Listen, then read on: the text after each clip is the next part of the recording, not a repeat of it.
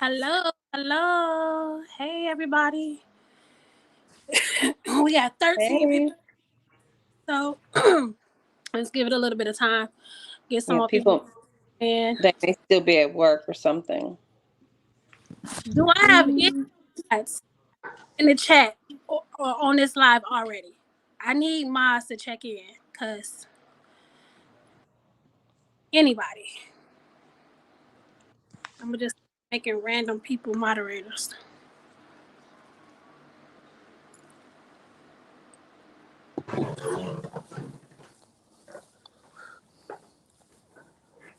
Do the haters be coming into your live?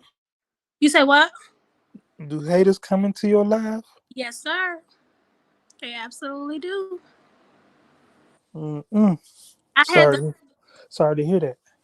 it was some guy up in here yesterday. I don't know what he was talking about. I just blocked it.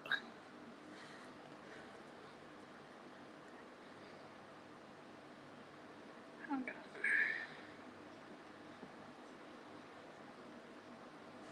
Cynthia said, "How was everyone's holiday? Everyone's Christmas? Mine was decent. It was peaceful. It was relaxed.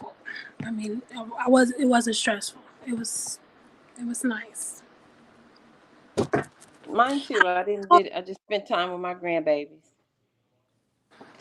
Mine was good. I spent time with my mama, my aunts, my uncles, my cousins, sister, my kids. That's how it's supposed to be. Yeah. And with the ones you love." Tiffany, I'm happy you caught it too. Dang. Lola, did you share it in my group? Yeah, I shared it. Thank you. But I'm going through like a whole list of 40 R. Kelly groups. What? Really? I think I'm in Tiffany's. I'm in yours. I'm in mine. I think it is very mellow.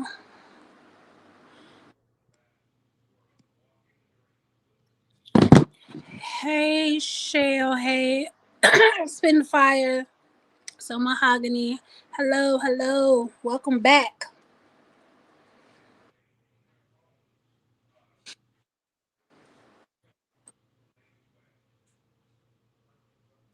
I'm waiting 2 more minutes. Let me turn my camera back on. Here we go.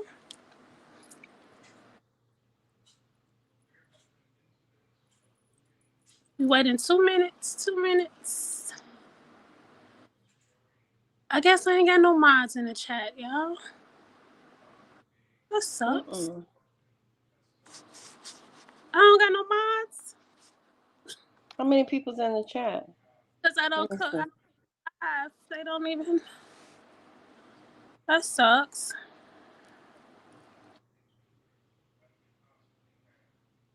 Thank you, Spitfire. Okay. Okay, baby, I think you're the only one. Hold on.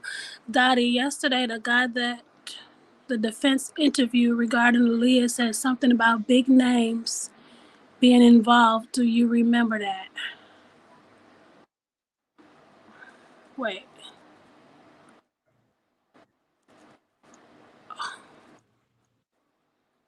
Um, yes.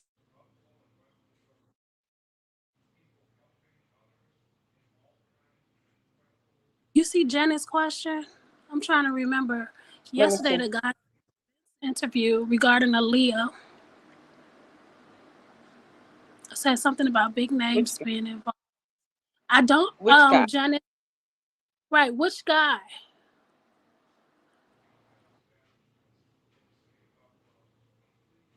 I don't know how y'all see my mods. I don't. What they look like?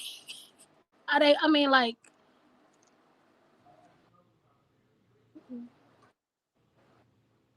I don't, I don't know. Janice, I don't know who you're talking about. I'm sorry. I don't know who's the guy they interviewed. I don't know either. Okay, I can. Okay, I see. It's not showing up on my iPhone who my Maz is, but it is on my Android. I got it. Thank y'all. Okay. Oops. Oops. Regarding regarding the marriage and pregnancy. So I don't know about that. I think she's talking about. Are you talking about what I posted in my on my community chat on my wall? She's talking about the savages. I think Uh, with what I. Oh no, because you said Aaliyah. I don't know. Okay.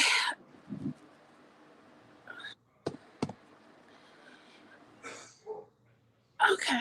All right. Okay, you guys. So what we left off with yesterday, we're not gonna pick right back up on that. I know everybody probably already. I'll come back to that, Janice and Cortez. I know everyone I just probably. been talking and my whole thing been on mute. What you been saying? Go ahead. Yeah. Oh, nothing. I was just saying I didn't. Uh, Tim didn't say nothing about no Aaliyah. No, they talking about. They said Demetrius, and he said some big names. Oh, No, I was reading that when I was reading the Daryl McDavid, he said he was talking about Barry Hankerson was a very powerful person. That was the person that that had to do with the Aaliyah and the Rashana and the Tate. So Barry Hankerson, I think that's what they looking for. So I know everybody probably already seen that email that Rob had sent out regarding Lifetime. Um, he sent it through True Links a couple of days ago, but I got it in Core Links today. And since I personally got it, I figured I would read it for the people who haven't heard it. And since it kind of pertains to what we talking about, it's like, why not? It could be another conversation piece because obviously, if he's sending this, it's something that he want out there, right? So, yes, most definitely. okay, so since I'm not gonna be looking at the camera, I'm gonna turn my camera off really quick, and I'm gonna read through this. You guys, yeah, Spitting Fire. If you have it, or if you don't have it, I'll send it to you. Um,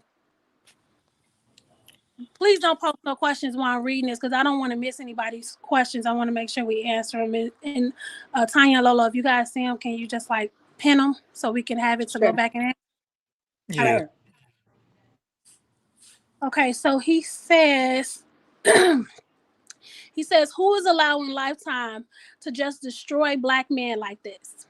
To just put out false documentaries filled with fake stories coming from people that paid to come on their show and tear down another person's career, destroy their family's name, choke the life right out of their character, assassinate their image, putting a false narrative noose around the neck of their very existence until they can no longer be able to not only defend themselves in court, in the court of justice, but also in the court of public opinion. Who is allowing Lifetime to do this to me? I'm I'm not ever claiming to be a perfect man. And yes, I've made some mistakes in my life. But these people, meaning Lifetime, for the last 5 years, have literally been making hundreds of millions and probably billions of dollars building false lies, narratives, and fraudulent stories off my name. And they have totally ignored those letters and have moved forward with their money making agendas. And they have done it right in the public's face, right in the face of the justice system. And they are using black women and black men to do so. They are paying them to do it, which means it's a job. which means Lifetime hired these people to come on their show to say bad things about me, which means Lifetime is their boss. Because Lifetime is paying these people to say what Lifetime wants, I'm sorry, to say what Lifetime wants them to say, Lifetime is their boss. Because if Lifetime is paying these people to say what Lifetime wants them to say, then that means in order for these people to get a check, they have to say what they are told to say, which are bad things about me. Who is allowing Lifetime to destroy black men like this? Because I don't see them destroying any other cultures. Because I've never seen a surviving Jerry Epstein docuseries. I've never seen a surviving Harvey Weinstein docuseries. I've never seen a surviving Woody Allen docuseries or a surviving Hugh Hefner docuseries. I've never seen a negative docuseries about Elvis Presley or any other rock stars. That goes back for years. I've never seen I've never seen a bunch of white people or any other culture on a Lifetime docuseries just totally demolishing and tearing down another culture's name, legacy, and most importantly, their lives. So who's allowing Lifetime to do this to me? Who's behind all of this? Because it's not right. It's not fair. It's not human. It's not equal. And most importantly, it's not legal. But because Lifetime was given the green light to just bypass the law in my due process and do what they wanted to do with this fictitious Surviving R. Kelly docuseries, they are able to make lots of money while I sit in jail. They're using my name, my music, the black culture to make hundreds of millions or billions of dollars.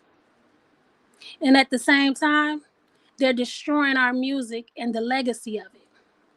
They bring people in and make them feel like they're going to be superstars, movie stars, have a reality show, put out a book, and become rich after they come on Lifetime and lie, saying all kind of bad things about me. Meanwhile, Lifetime is the one making all the money and getting all the ratings and popularity. If Lifetime cares so much about these alleged abused women that supposedly had lost so much, Lifetime would have given them a percentage of the money that they made off the docuseries. Because if it had not been for the producer, Dream Hampton, recruiting these women and them coming on Surviving R. Kelly, Lifetime would not have gotten all the ratings and made hundreds of millions of dollars. But once it's all said and done, all of the people who came on Lifetime Surviving R. Kelly and told all his false and emotional stories about me, R. Kelly, end up right back in the hood or wherever they live with nothing to show for those lies. Who is allowing a Lifetime to just destroy black men like this? Lifetime never did any fact checks on what they were told about me. Never wanted to because they were afraid of hearing the real and only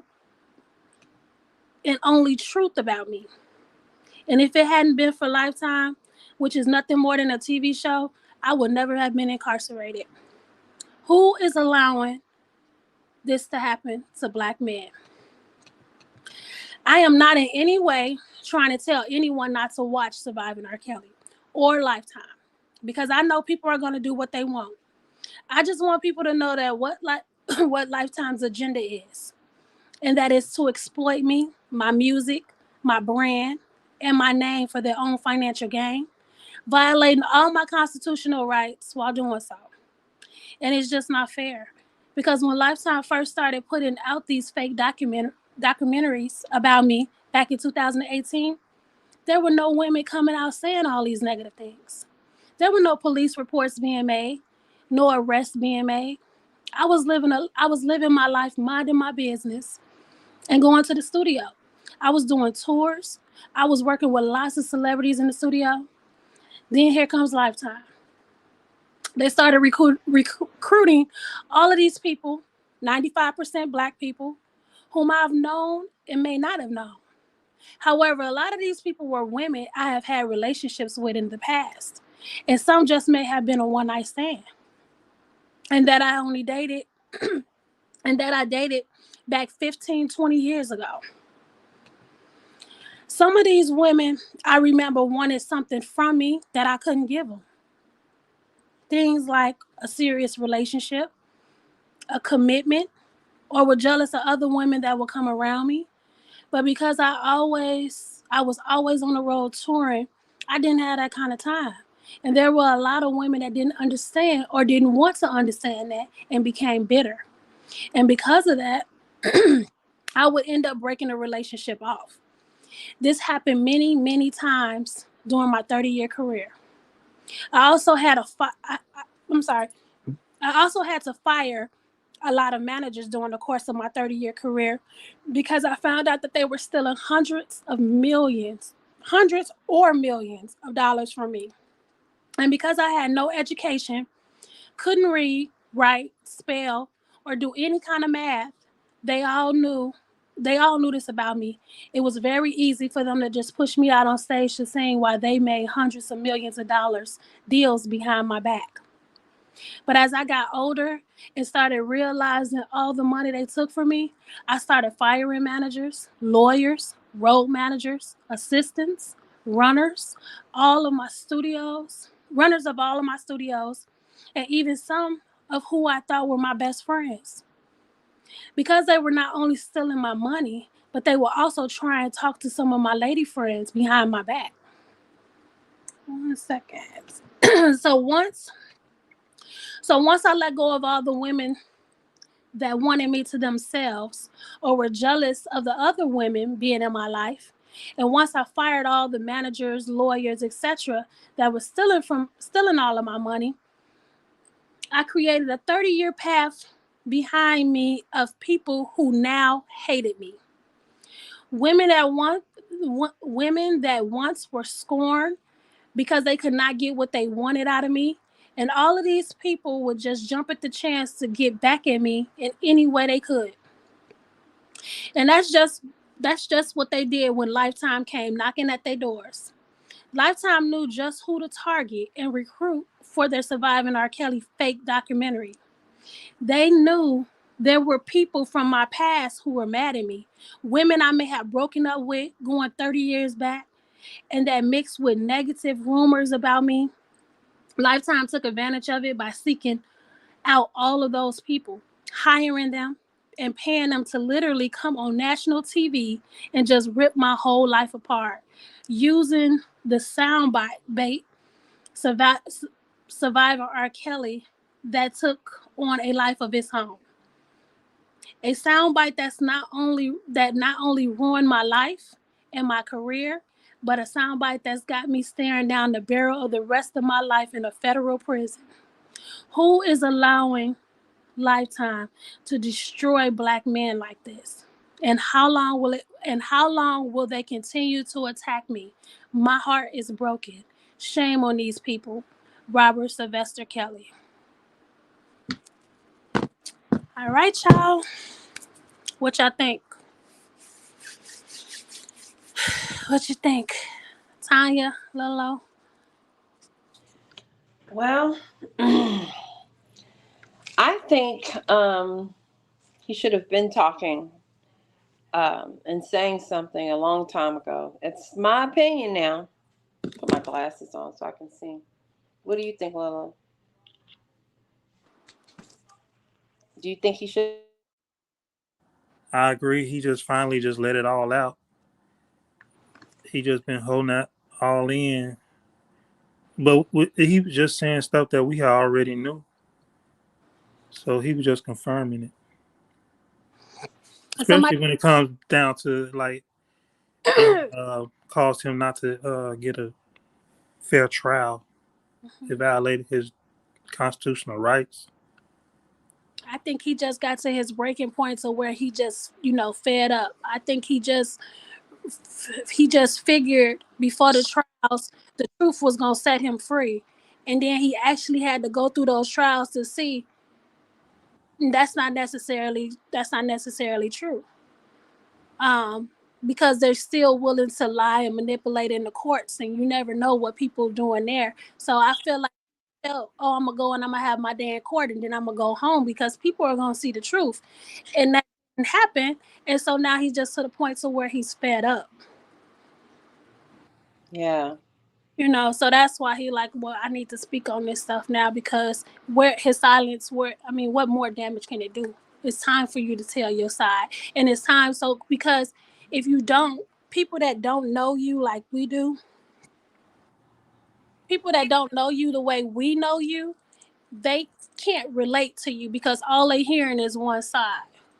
So this is best the way he's doing this. I think someone was this really from Rob? I wouldn't have read it on this channel if it wasn't. But yes, it's an email from R. Kelly. Tiffany says he's realizing he can't be nice to everyone and that they're using his kindness for weakness. Yeah, he's maturing mentally. And he's seeing sometimes, faith with no works is dead. You got to And put then in. also go ahead, I'm sorry. No, go ahead. No, I was just saying sometimes God have to set you down for you to um, realize and understand some things and see things more clear when you don't have all those distractions. And so people have been saying all these things about him, and now I guess he's finally speaking. Which again, I wish he probably would have said something earlier, but now he's probably, like you said, at a breaking point to where it's like I have to talk now. And I think the music situation with that being released probably pushed him over the edge. Maybe. Yeah. No, I agree with that. Because it seemed like that's when he started sending these type of emails out at that time, right? Yeah. Did they ever find out who put it out? Not that I, No. not to. Not that I know of. Mhm. Someone says, what about the recording with Cash Jones and Tim Savage and him saying that the producer knew that all these women on Lifetime were lying and she still allowed them to be on the show? Yeah, I remember that. hmm I I think Tim remember. said that she told them that they had already invested like $5 million into it and they wasn't making any. Changes. Yeah. Let me see. The crazy thing about that is they came back and did another one, and then did another one, Did another what? another series, another part to Oh the yeah. series. Oh yeah. He said that after they did the first part. Who was he talking about was lying? Do y'all remember? Oh, So he was mainly talking about Faith Rogers Yeah, that's what I mostly, thought. but he was talking about a few other people as well. you talking about in this letter, Lolo? No, no, no, I, no. I was talking about in Tim's recording. Oh, okay. There was a question. Hold on, I need to. That someone had put on the video from yesterday. Before we get off of this, hold on. I'm trying to find him. I And cannot find Michael Williams. Um, okay, this Janice, she on here. Janice, you asked me. You said RSK mentioned in his letter that Lifetime came looking and knocking on doors of his exes. Who gave Lifetime the info on the exes? And can I answer that question? The only thing I can't say for sure because I don't know, obviously. The only thing that I can say is if you watched it in the beginning, because I never watched the second one. So I know in the first one, there was a lot of employees that worked with Lifetime to make that documentary happen. And I can only guess that those are the people that gave the names to people that was around. So, because you guys remember they had hid their identity, but they was labeled like employee one, employee two. mm-hmm. So that's who gave out a lot of the information on who door to go knock on. Somebody also said in this letter, Rob mentioned something about Lifetime ignored the letters. I, I maybe people wrote, um, maybe they wrote the production something and was probably trying to let them know that some of this stuff was bull and it wasn't true, and that's what he's referring to when he's saying they just ignored the letters. I don't know. Mm-hmm. He didn't specify too much in there, but I'm just assuming um, it had to be Was that? somebody writing comments. I I thought there was like two letters, right? I mean, oh yeah, you know what? There is another one. I'm Yeah, actually because the other ones he going into talking about his kids. okay. Let me get to that one. Hold on, I have it. And then somebody said he needs a publicist so bad. Releasing his words to supporter is great, but he needs the big stage. So how can this letter get attention? I agree. Yes. That's So true. I agree. He needs a publicist. Like Uh, yesterday, like but last year. Dottie. no. At the same time, technically, all he needs is for. Oh wait a minute! I just got an extra. I actually just got a new message from. Hold on. Um, what he needs, in my opinion, is just for someone to come out and set up a platform where they're authenticated either through his attorneys, himself, whoever. I don't think Rob is going to be able to authenticate anybody because I think anytime he say anything, there's always going to be people in the background. That's not really him. That's not him. So it'll take someone like an attorney, a paralegal, something to come out and authenticate someone and use that particular platform as the stage to where he can release this stuff so that when it comes out, people gonna know, okay, this is coming right from R. Kelly. And once you start sending those links, this is a platform that R. Kelly is that's actually been validated. That's for him. That's when the media and stuff, TMZ and everything, will start probably following that page to get updates. That's just my opinion on one way to do it if you can't get a publicist, because that's the same way they're gonna do it. All they're gonna do is call these stations and stuff and say, listen, I'm gonna be releasing this. I'm R. Kelly's publicist, and I'll be speaking, saying this and that at this particular time. And that's pretty much all they're gonna do. Yeah, they'll call like He should TMZ and just all have these people. And when y'all share some of this stuff on your social media or whatever, can y'all tag like TMZ, all the big media outlets in the post, so then that way it can get out to them a lot better. Are you saying like hashtag these like places like TMZ and all those people? Yeah, Oh, okay. Yeah. yeah, you have a better chance at it. Okay, let me see what these emails say. Hold on. Okay, so I got two back to back.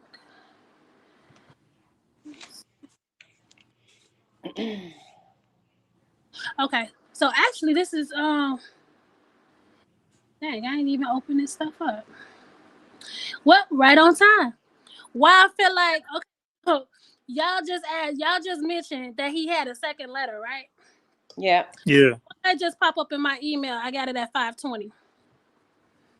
Okay. Oh, Look at yeah. God. You late, Dottie. Yeah. That one's going into muting him and This supporting his kids and stuff. yeah, he this one oh, did y'all get the one where he talking about Tasha K? No. Okay, so this is the email that he sent me. It says it's mentioning Tasha K, but I'm gonna go. Oh my gosh, hold on, let me go back. He Okay, just sent this, right? it just came at 5:20. Um, okay, let me see. I'm gonna read the first one. The first one came at 5:20. Let me just show you guys. Oops. Somebody said he needs Bill Cosby publicists. How do I turn the camera around? Skin Skin Tight 70 said he needs Bill Cosby publicists. Wait. Can y'all see that? Can we see what? I see you. Hold on. Oh shit! I'm still showing me. Okay, there. Yeah, and your camera froze. You see it? No, it's still on you and your camera froze. I don't know what's going on. I'm sorry. Hold on. Hold on. Hold on. Hold Dottie, all this is a conspiracy. It's because you're not a part of the Illuminati. on. Okay, I'm gonna try to do it this way then. Do y'all see it? Okay, whatever. You take I'm take just gonna. us off. Drop us down, and then show it, cause it's gonna look so small to the people. Okay, hold on. Do I need to be showing it? You can just read it. Just read it? Okay, yeah, just read it. Alright, give me a second, you guys. I'm sure y'all know by now he's sending the emails. There's really no reason for anyone to lie. He is sending them to the people that's saying that they getting them. So, okay, so this one says, back in 2018, Lifetime took the law into their own hands. I'm sure this is the one y'all talking about. Yeah, Can that's the y'all? one. Yeah, that's the one. Okay. Okay, back in 2018, Lifetime took the law into their own hands when they violated all of my constitutional rights by allowing their producers of the show, Dream Hampton, and everyone involved to violate those rights. The truth was avoided so that Lifetime's ratings would shoot up. People were coached for an entire year. They practiced the script, talking about me without showing any evidence to manipulate and brainwash their viewers, even using horror movie soundtrack noises to draw their viewers in emotionally, just like movies do. But in reality, no one had any evidence. No one had any open cases pending in court. Lifetime just bypassed laws, the entire judicial system, to go straight to primetime TV, talk shows, radio, reality TV, and even wrote books. Well, it takes months and even years to do all that, but it only takes 30 seconds to call the police. So if I had done all these terrible, monstrous things to all of these people, then why they haven't simply just called 911?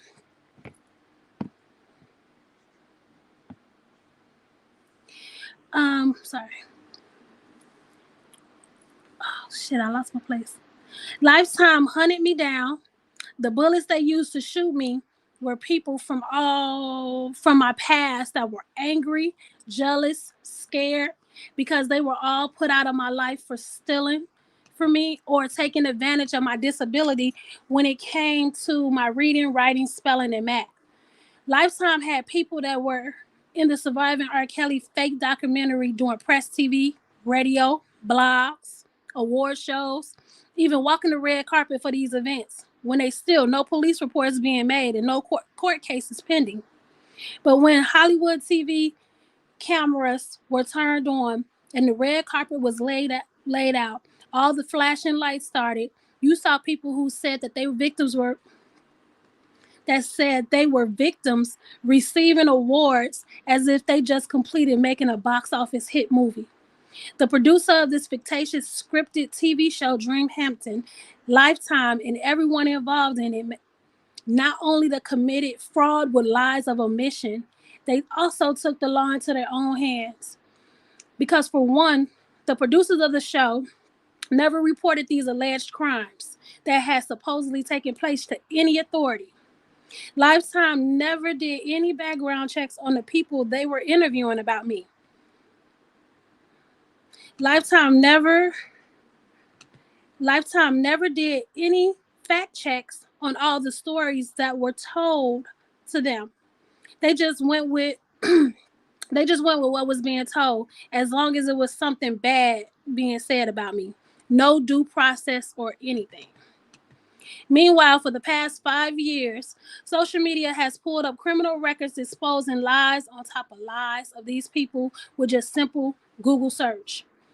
Lifetime so-called Surviving R. Kelly documentary had left out 90% of the facts and then called itself a docuseries, which implies everything was fact-checked and vetted.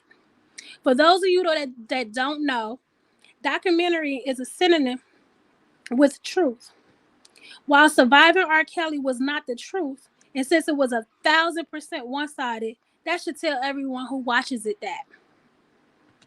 Lifetime, Dreamhampton, and everyone involved in making that fake movie about me, pointing, painting me out to be a monster or a predator, is guilty of domestic terrorism, cyber terrorism, and is using social media as a weapon of mass destruction when it comes to me and my career, referring to me in all these horrible, horrible names.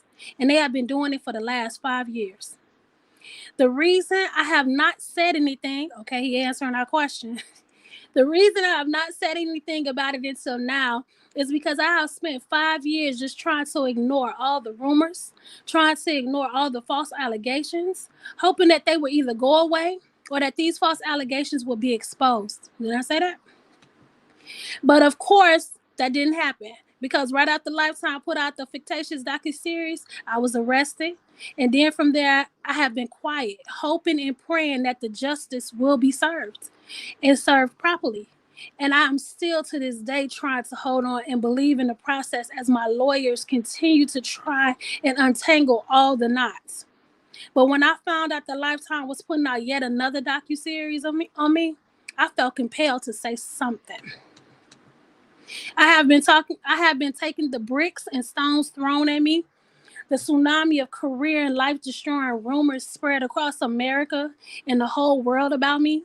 I have had all my constitutional rights snatched right from underneath me. I have been politically and publicly tortured and lynched in front of the entire world's eyes. Then found guilty in two different cities, in which one of those cities I have been sentenced to 30 years. In the other city, I'm waiting to be sentenced. And another case pending in another city, which basically adds up to the rest of my life behind bars. Then here comes Lifetime again, still attempting to make hundreds of millions off lies about me and my name, off my brand, my music, my legacy, my culture, and they even stopping my kids from being able to have careers if they choose. All because of all because of what Lifetime did to my name.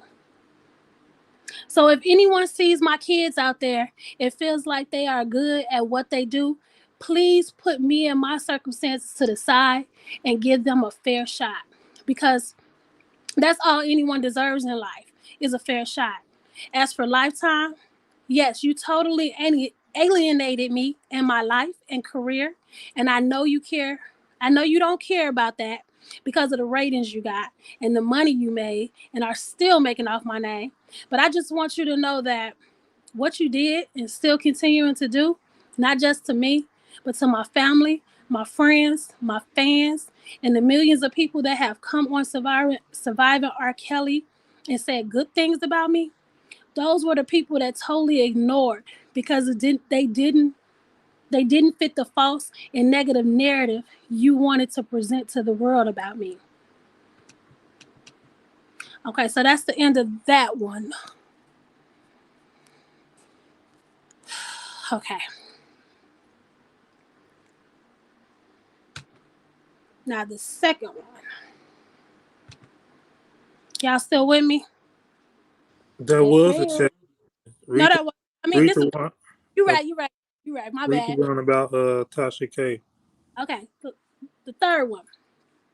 If there's no law when it comes to what they're doing to me, then what is law? Where does it start and where does it end? Because it seems to have no existence when it comes to me and my rights. My right to simply be able to fight fairly within a system that's supposed to have been built on trust, truth, law, and justice for all. A system that was designed to uphold and protect the constitutional rights, our constitutional rights. I have often heard throughout my lifetime that no one is above the law. Not you, not me, not even the ones who wrote it. I've heard every man and every woman, no matter who they are, is entitled to due process. And that in the eyes of the law, they are innocent until they are proven guilty. But in my case, the eyes of the law seem to have gone completely blind, turning their faces away from not only the truth, as to all the illegal things that they have been doing, that have been done to me during my trials, but also the devastating effects that it has had on me, my family, my friends, my fans, my life, and most importantly, my health and my mental state. Who is allowing Lifetime to destroy black men like this? Who is behind who is behind all of this? Because when Lifetime first came out with Surviving R. Kelly in 2019, there had been no police reports filed against me, not even one.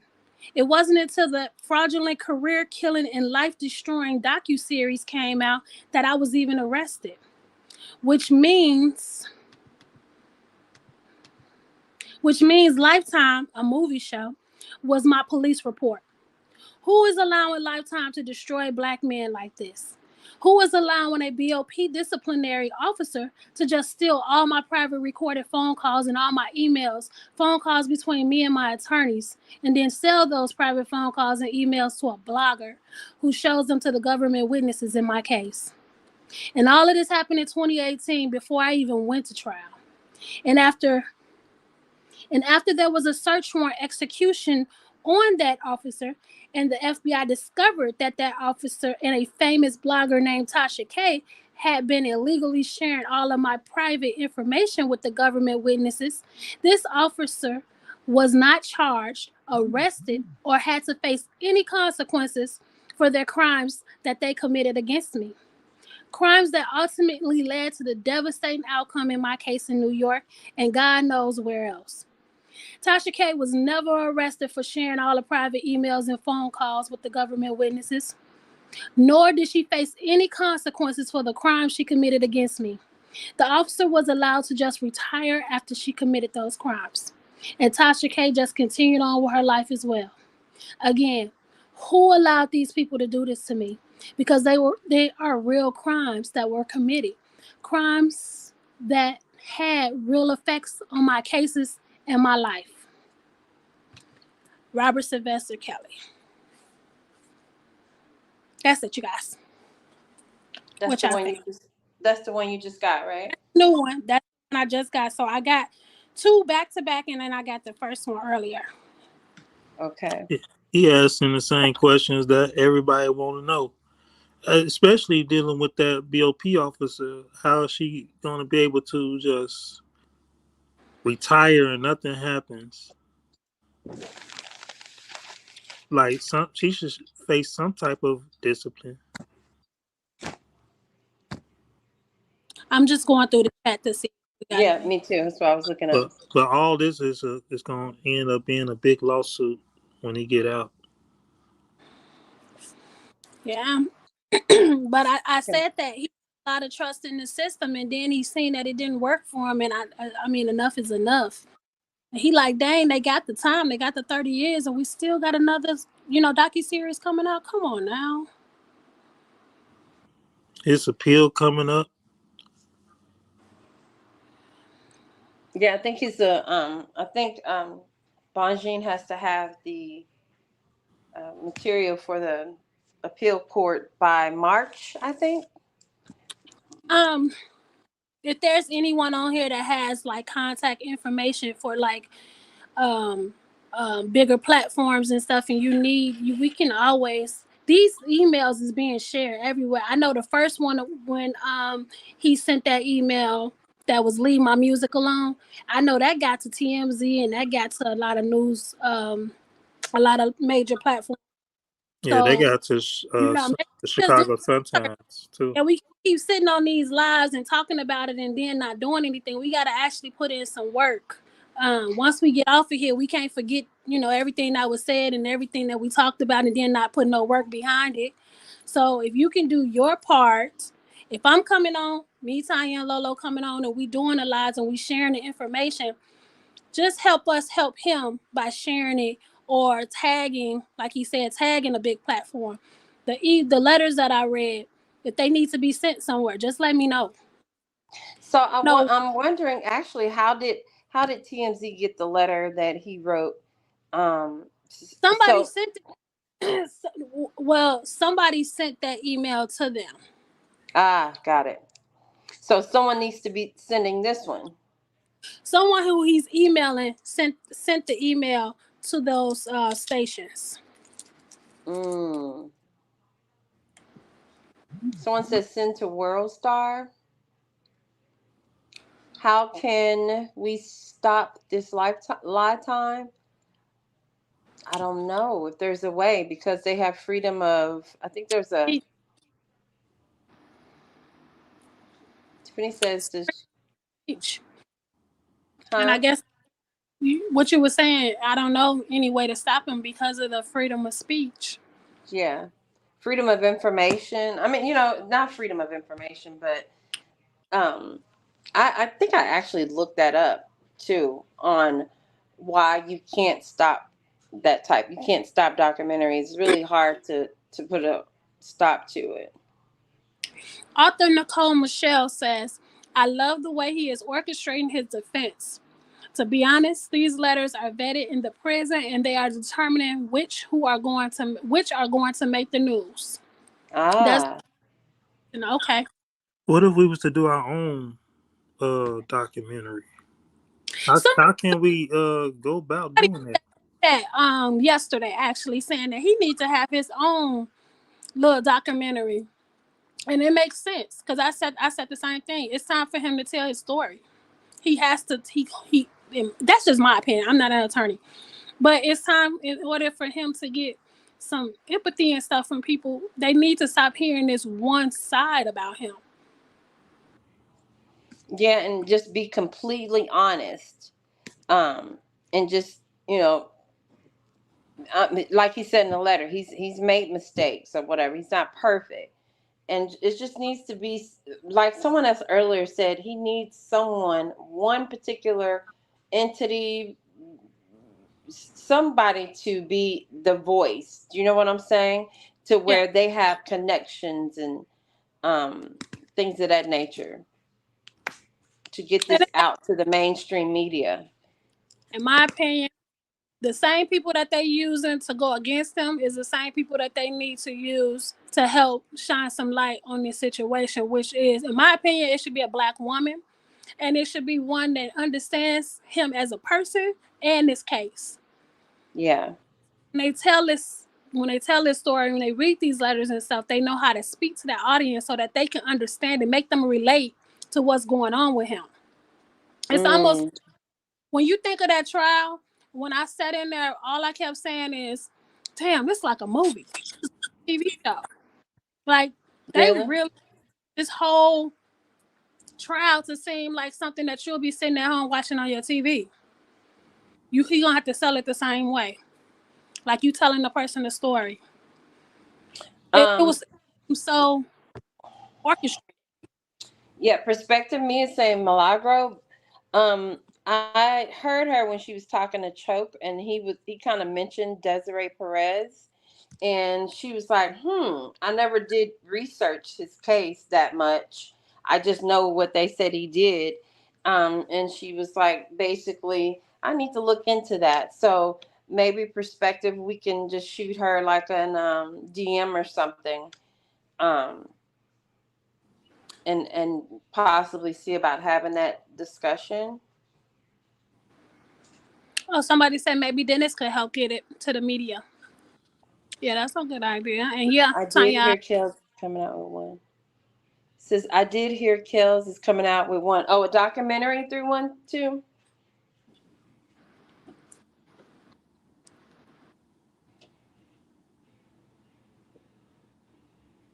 Yeah, I believe that too, Arthur. Nikki Michelle, that his defense is not sleeping. oh, this is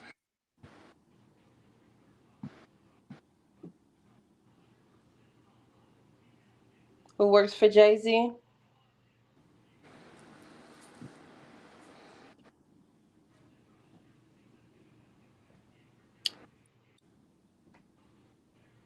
somebody said, what about a man platform?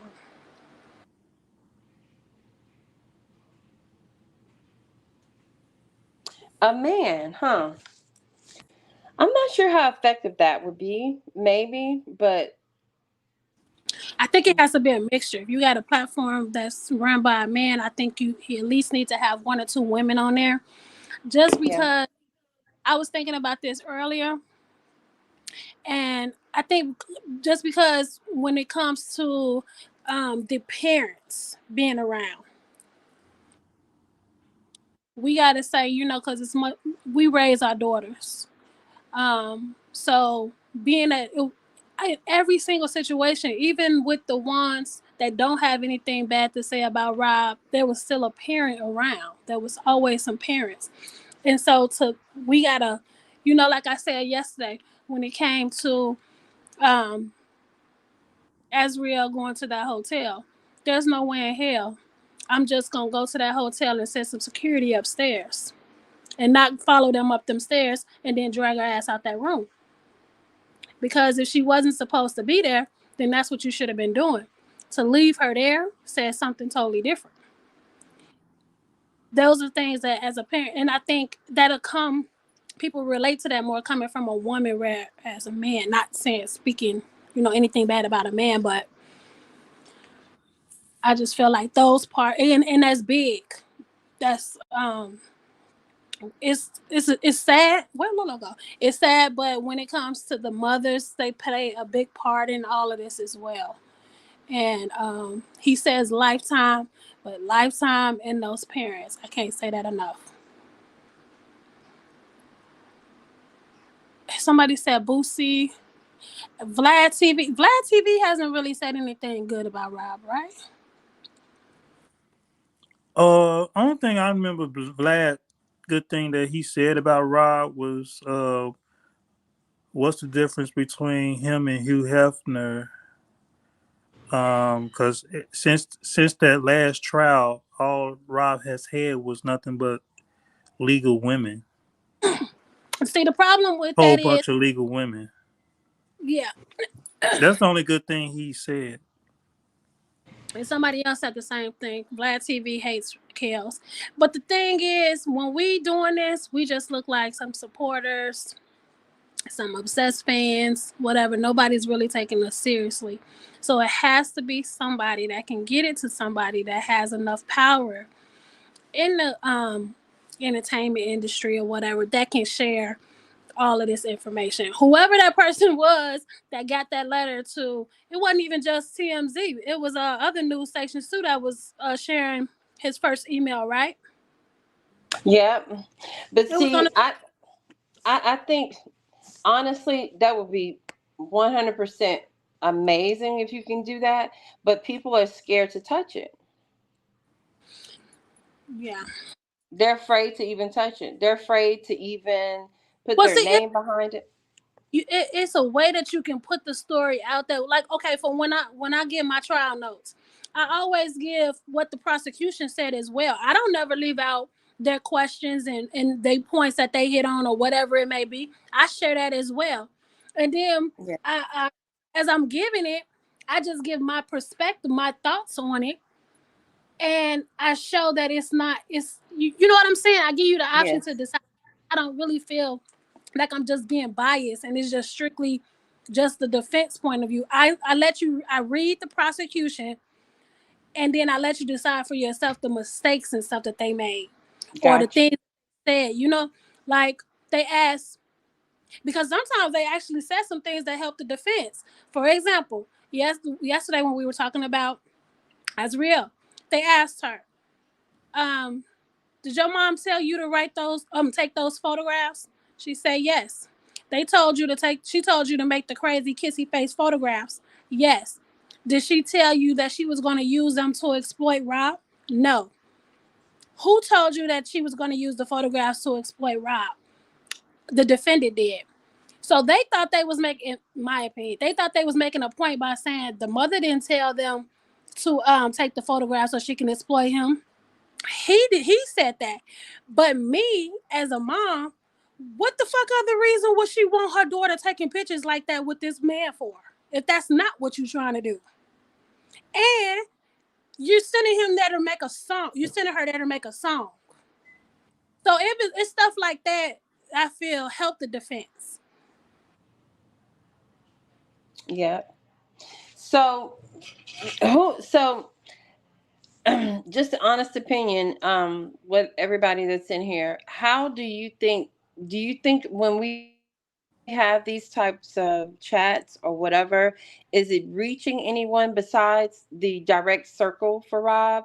Do you think, because I don't know if people are sharing it or, hashtagging or whatever, do you think that we're reaching outside of just our circle of supporters? I don't think so. I don't think we are. No. I think we are putting out, like, if it's not reaching, if people aren't sharing, it's like we're doing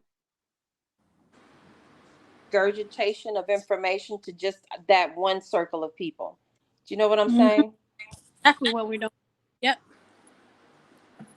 That's one reason why I got the Facebook group that I created, and I got it public, set to public, so that the information can get shared.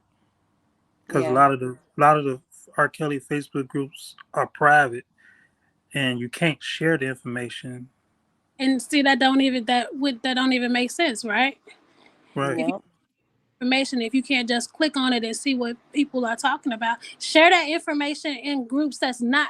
Don't keep sharing them in groups that's for R. Kelly, because we already know. Share them in groups that's not for him. Yeah. Even if you got shared on your own personal page. No, he doesn't have a PR team. I think bloggers have to advertise your love if you have Facebook and Twitter, but make the heading deceitful and the negativity will catch fire. Oh my gosh, Arthur, Nikki Michelle, you are so right. Because don't they do that to us all the time? They'll show us, Yes. we watch it and it's something totally different. Mhm. That's a good idea. So especially if we trying to attract the audience that don't necessarily believe in his innocence and try to change the narrative and their thought process, that's a real good idea. Okay, baby, say Black CEO might be able to get it out. I think I have Black CEO's phone number. Uh,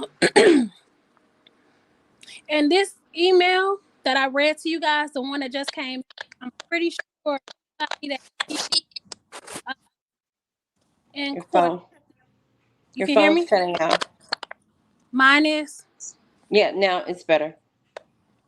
I think anyone that he's speaking to or emailing, they all pretty much got this email at the same time. So if that's anyone else on here, if you guys share it, that's the reason why he sends out these big long emails. It's not just for our personal read. It's for us to actually share exactly what he's saying. This is his way of getting his word out. So if you got that email, share it. I'm gonna read one of them again. Probably since the other ones have been read on other platforms, I'll read the last one again before we get off for the people coming in late. Which Uh, one? The last one you just read? yeah, third one, because that's the newest one. Y'all hadn't heard that one before, right? Because I know I the don't other think two so. was out. I I don't think I think. heard it. Oh, you did? Yeah, I think so. It sounds familiar. People on True Links got it before. So is this being shared?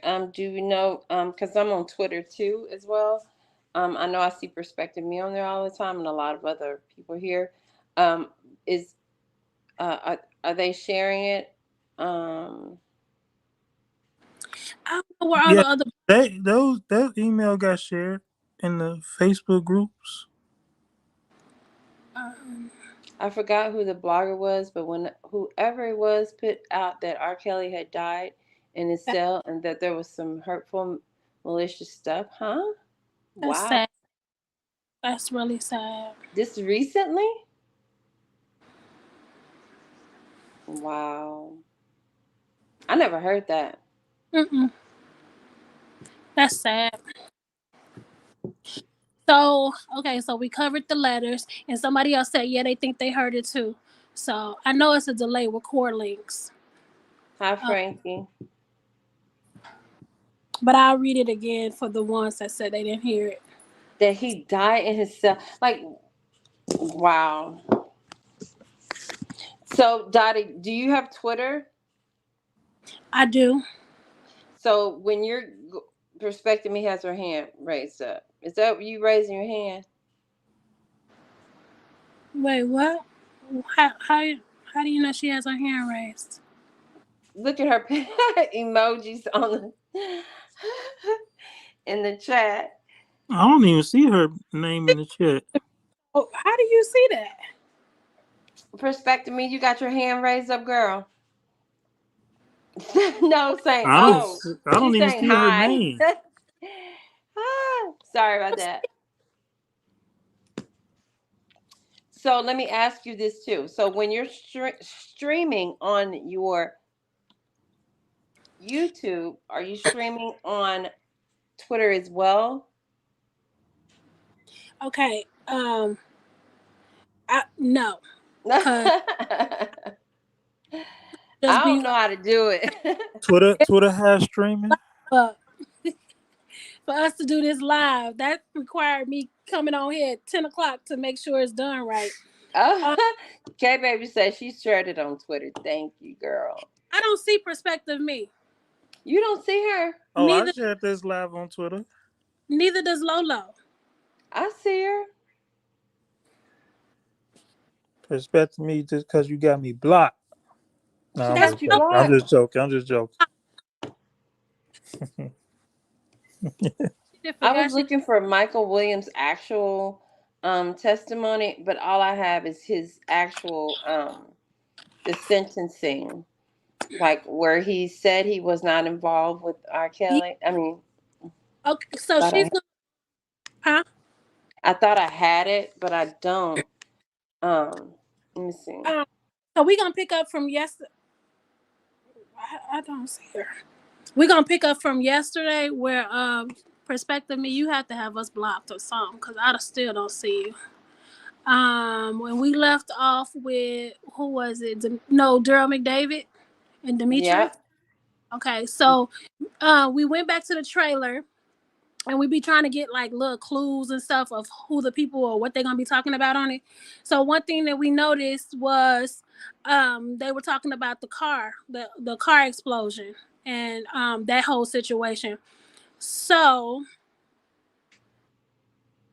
you say she's a moderator. Oh, She is. where can I see her? Um, so that's what Tanya is gonna touch on. She's gonna read because that whole we pretty much know what happened with that. We know that that wasn't no R. Kelly doing. He wasn't no parts of that. And keep in mind, Azriel took photos outside of the burnt car, like she was modeling. Yeah, I was looking for his actual where he spoke. I have the sentencing memoranda. Um, um, that's what I've been sitting over here doing this whole time. The actual charges, we all know what he was charged with, right? In the Arson. chat. Well, what is it? Yes, yes. It was arson. Um, you still don't see Perspective Me? Nope. That's so weird. I'm gonna get out on this phone and come back in.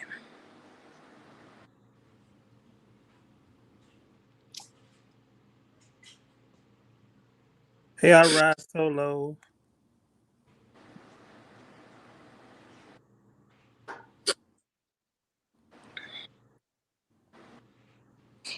Hey, everybody, just coming in. Let's see. Nope. I don't know. So, Hey, Perspective Me. one pap. You can't see her. Okay, I'm sorry. I'm gonna figure it out on this phone. See what's going on. But you can go ahead, Tanya. My thousand pardons. Go ahead. Yeah, I was just going to, because I don't have actual where Michael was saying, I can't find it for some reason, where he was actually saying, that he had nothing to do with R. Kelly. But most of you guys in here probably heard maybe on Sylvia's channel or maybe read it yourself, like what they were actually saying that the probable cause was, and what Michael Williams was supposed to be involved with when it came to to the R. Kelly situation. Do you want me to read that? I can read that. Yeah. Where they, yeah. Yeah. Um, because what we trying to say is they're going to be saying that has something to do with Rob. So we're just want to say, well, from the arsonist's mouth, he said that it didn't. So yeah, that's the part that I was looking for. yeah, so just that. That's the part I was looking for. This is where the part that I have right now is actually saying where um, what he actually done. And we all know that that's not true. This is probably what they're going to be saying on the on Surviving R. Kelly, right? They're going to be saying that, like for instance, it says right here, there is probable cause to believe that on June 11 of 2020, Williams was aware of the federal investigation of Robert Kelly. On December 20th, William accompanied an individual whose identity is known as to the affidavit as I-1, and we know who that is, right? To a voluntary interview with federal agents, including Williams himself, including the affidavit. Williams himself was not interviewed and did not attend the interview with individual one. Moreover, in May of 2020, Williams used a Google account associated with one of Williams's Gmail address, viewed one or more articles about federal charges that Kelly is currently facing, and in about January 2020, Jane Doe she began cooperating with the federal law enforcement. Several news outlets, therefore, reported that Jane Doe was cooperating with federal law enforcement. Her father, Angelo, provided the law enforcement screenshots of text messages that he indicated were between the father and individual one. The text messages documented a combative relationship between father and individual one, and in several of the messages, they accused the other of slandering him or her. These screenshots were also included a text message purportedly from individual one that warns the father, it may be wise for you to protect your daughter from heartbreak. She's going to endure through this and after. She had to live with every stain you guys created publicly. Getting angry and lashing out on lives, making threats, or having her drop videos, taking jobs, honestly doesn't look good. It's just igniting an ignorant fight that should have never started to begin with. I know you don't care, but even media personalities and productions who are rooting for her, for Azrael, are starting to say that they view her different based upon her actions and words. So even in the event of the truth, you say it's coming, being exposed, it still won't have anything to do with how they view your daughter. Y'all might want to think about that, because right now you got her out here looking crazy, honestly. Based on my participation in this investigation, it was Jane Doe. I know that Jane Doe had maintained a presence on social media, including an Instagram Live, and by posting videos on social media in which she publicly had discussed how R. Kelly had physically and mentally abused her during the relationship. And then it goes to talk about how Michael Williams he was driving a black SUV. No, let me see. No, that Angelo. Wait a minute. Yes. He had rented it says a black SUV, but in the pictures, I don't think that was a black SUV that was burned, right? Do y'all remember what color that car That was? It was, was. I think that was like a gray car. Mm, It looked black to me. it did. Looked black. I thought it was black. Okay, well, I'm only reading this to say how the investigators kind of made it seem as if this was all part of what involving Rob, when actually it was involving the dad and individual one, which we know they're saying once serves as a publicist for Kelly.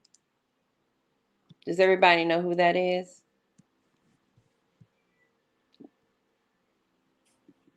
You know who that is? Not sure how. Show me. Yeah, that's what I said. And here it wasn't an SUV. It was a car, right? Right. I thought it Okay. was a car, the way she was No, kneeling in no. front of it. I think they saying he drove. Michael Williams drove a black SUV. No. Okay. I'm gonna see. I'm gonna read it again. Okay. Hold on, y'all. I'm sorry. My computer's going in and out. It says right here. Let me see. The SUV was rented in Florida by the father of Jane Doe from Okay. Enterprise, right? Right. Yeah. So okay. And then it says on. Wait a minute. Hold on, y'all. I'm sorry. My computer's going in and out. Defendant Michael Williams is a family member of individual one. Once serves as a publicist for Kelly.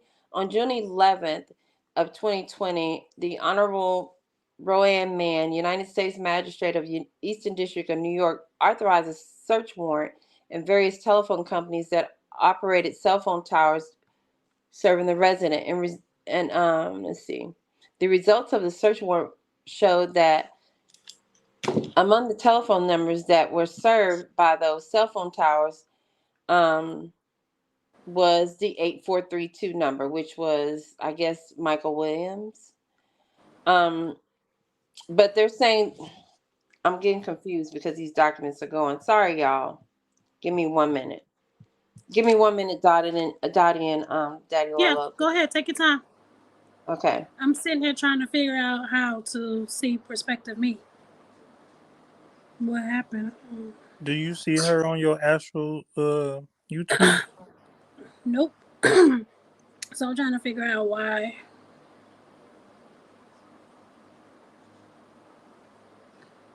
I don't know. That's so weird.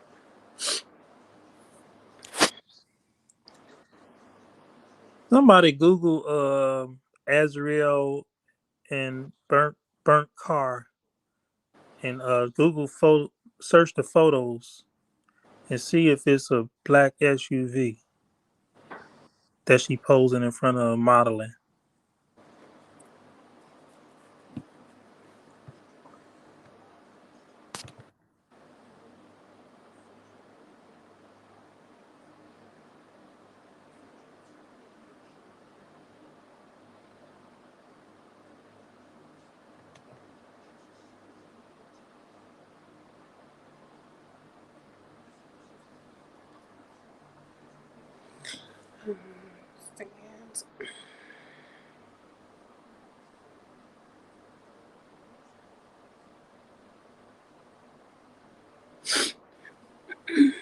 Okay, shoot. Go through my subscribers list. Okay, let me see.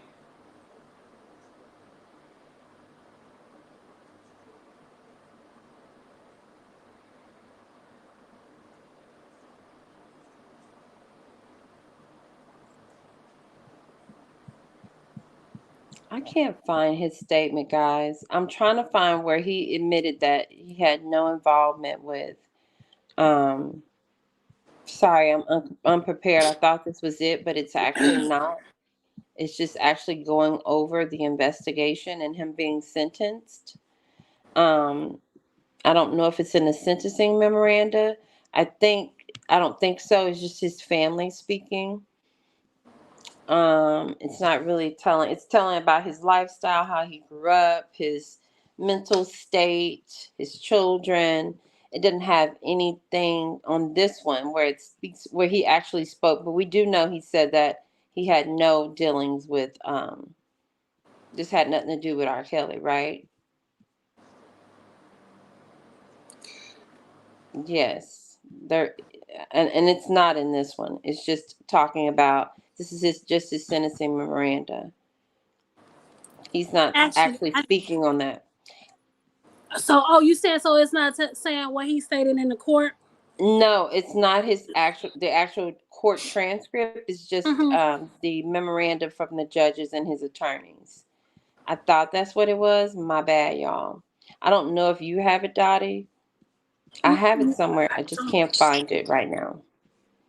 No. I haven't had this open all day thinking that's this what it was. My bad, y'all. No, it's fine. We just wanted to touch on that, you guys, because like I said, when we did watch the trailer, we knew that was going to be something that they're going to be talking about on the part 3. So we just wanted to just address that. But we pretty much know what was said. He actually had the same judge that Rob had, and during the sentencing, when he had to give a statement, normally they always ask, "Do you have something that you want to say?" And he said, "Yeah." And he said that he didn't know Mr. Kelly.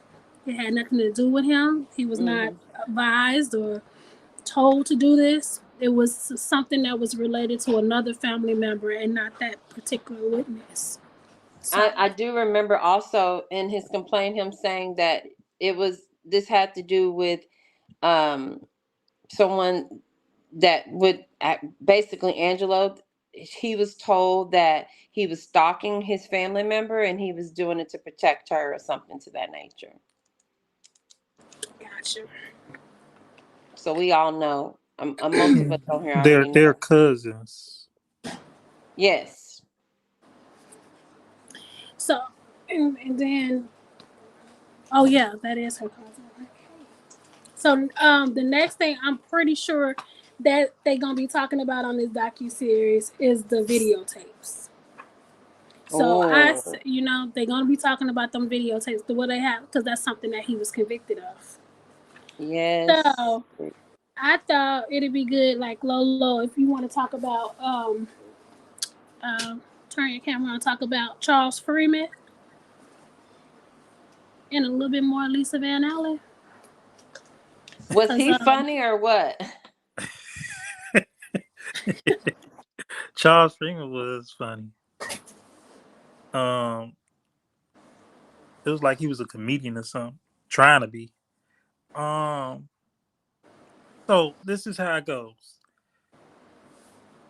Charles Freeman said that he got the tapes from Lisa Van Allen told him where the tapes were, and he went to go get the tapes, which would had video 2 and 3 on, and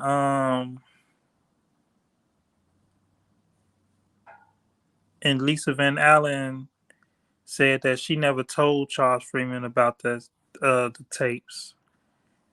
And she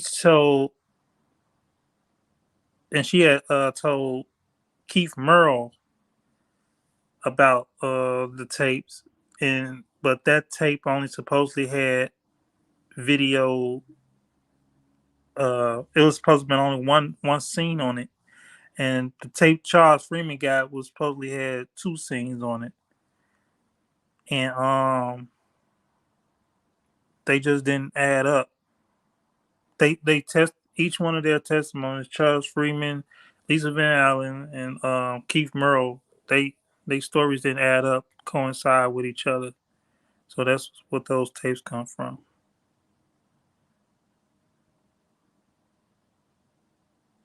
Yeah, Charles Freeman said he had went down to Atlanta and knocked on the door, and some lady opened the door. He said, "So where's the tape, bitch?"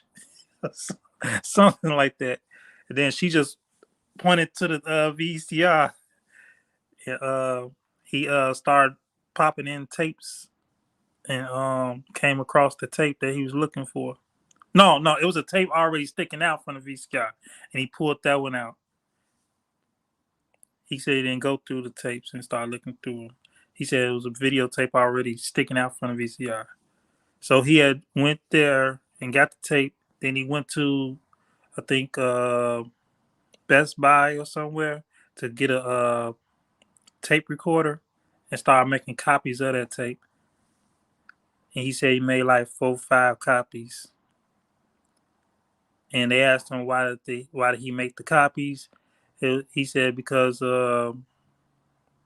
just in case if he needed to come back and um, extort him, basically. And they asked him the reason why he didn't report it. He said because the police wasn't going to pay him.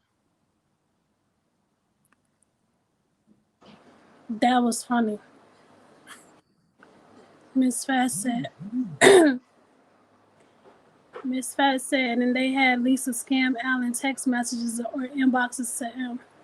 That was, yeah, to Keith, Keith. right? Yeah, Keith. So basically, the way it looked in court, I ain't gonna even lie, it looked like Charles Freeman had a vendetta or some type of beef with Daryl McDavid. Remember how he was looking at him in the courtroom and sitting back and laughing and Yeah, smiling laughing at and him? smiling. I thought he was laughing and I smiling see at Rob. perspective me. Huh? I thought he was laughing and smiling at Rob at first. It looked like he was looking at Daryl McDavid to me because Rob wasn't looking at him. I don't know, because Rob and Daryl was kind of like sitting. But see, the Like reason I say that too Daryl was sitting is, in front of Rob, and but the reason I say that too, because remember, in a couple of when he was talking, he would say, "No, with Rob, I ain't deal with Rob. I dealt with Daryl McDavid." He was stressing that everything went through Daryl. yeah, He yeah, was, you know, and, he was and that, saying, "Go ahead." yeah, and that's another lie that they caught him up in because he had said in the grand jury that Rob had something to do with it, but then when he got on the stand in court, he said Rob wasn't a part of it. Somebody said, didn't he also say that there was no underage girl in the tape? Who Chuck Chuck Yeah. said that no, Keith Merle said that it wasn't no underage girl in tape. Keith Yeah, Merle I was said going to that say. it was Lisa Andrea. Mm. No. Yeah, Perspective Me said Keith he Merle mad because he. said that it was Lisa and another grown woman. The person that worked at the lawyer's office said that it was Lisa and Drea on the tape. And they asked him how did he know that it was Drea because he said because he had seen Drea a couple of times in person. Okay. So let's say, Oh, okay, really? wait, Yeah. what happened? No, I said, oh, really? He had seen her in person a few times? Yeah. Who has seen The, who? the guy that was working at the at, Pat Dino, whatever his name is. Who? He's working at his office or something. And the lawyer Oh, no, you talking about? Oh, okay. I know what you're talking about. and He he was said he working was for there, he Jensen. had watched the tape He and was working for Jensen. So yeah. I'm gonna go back and just give y'all just a brief recap of who Charles, aka Chuck Freeman, is. He is the person. He said that he met Rob around around the early time Of the of 90s. the 90s. He said he was on. So in the New And he York was selling case, they talked t-shirts. about that. They talked about that tour that Rob had did with Gerald Levert.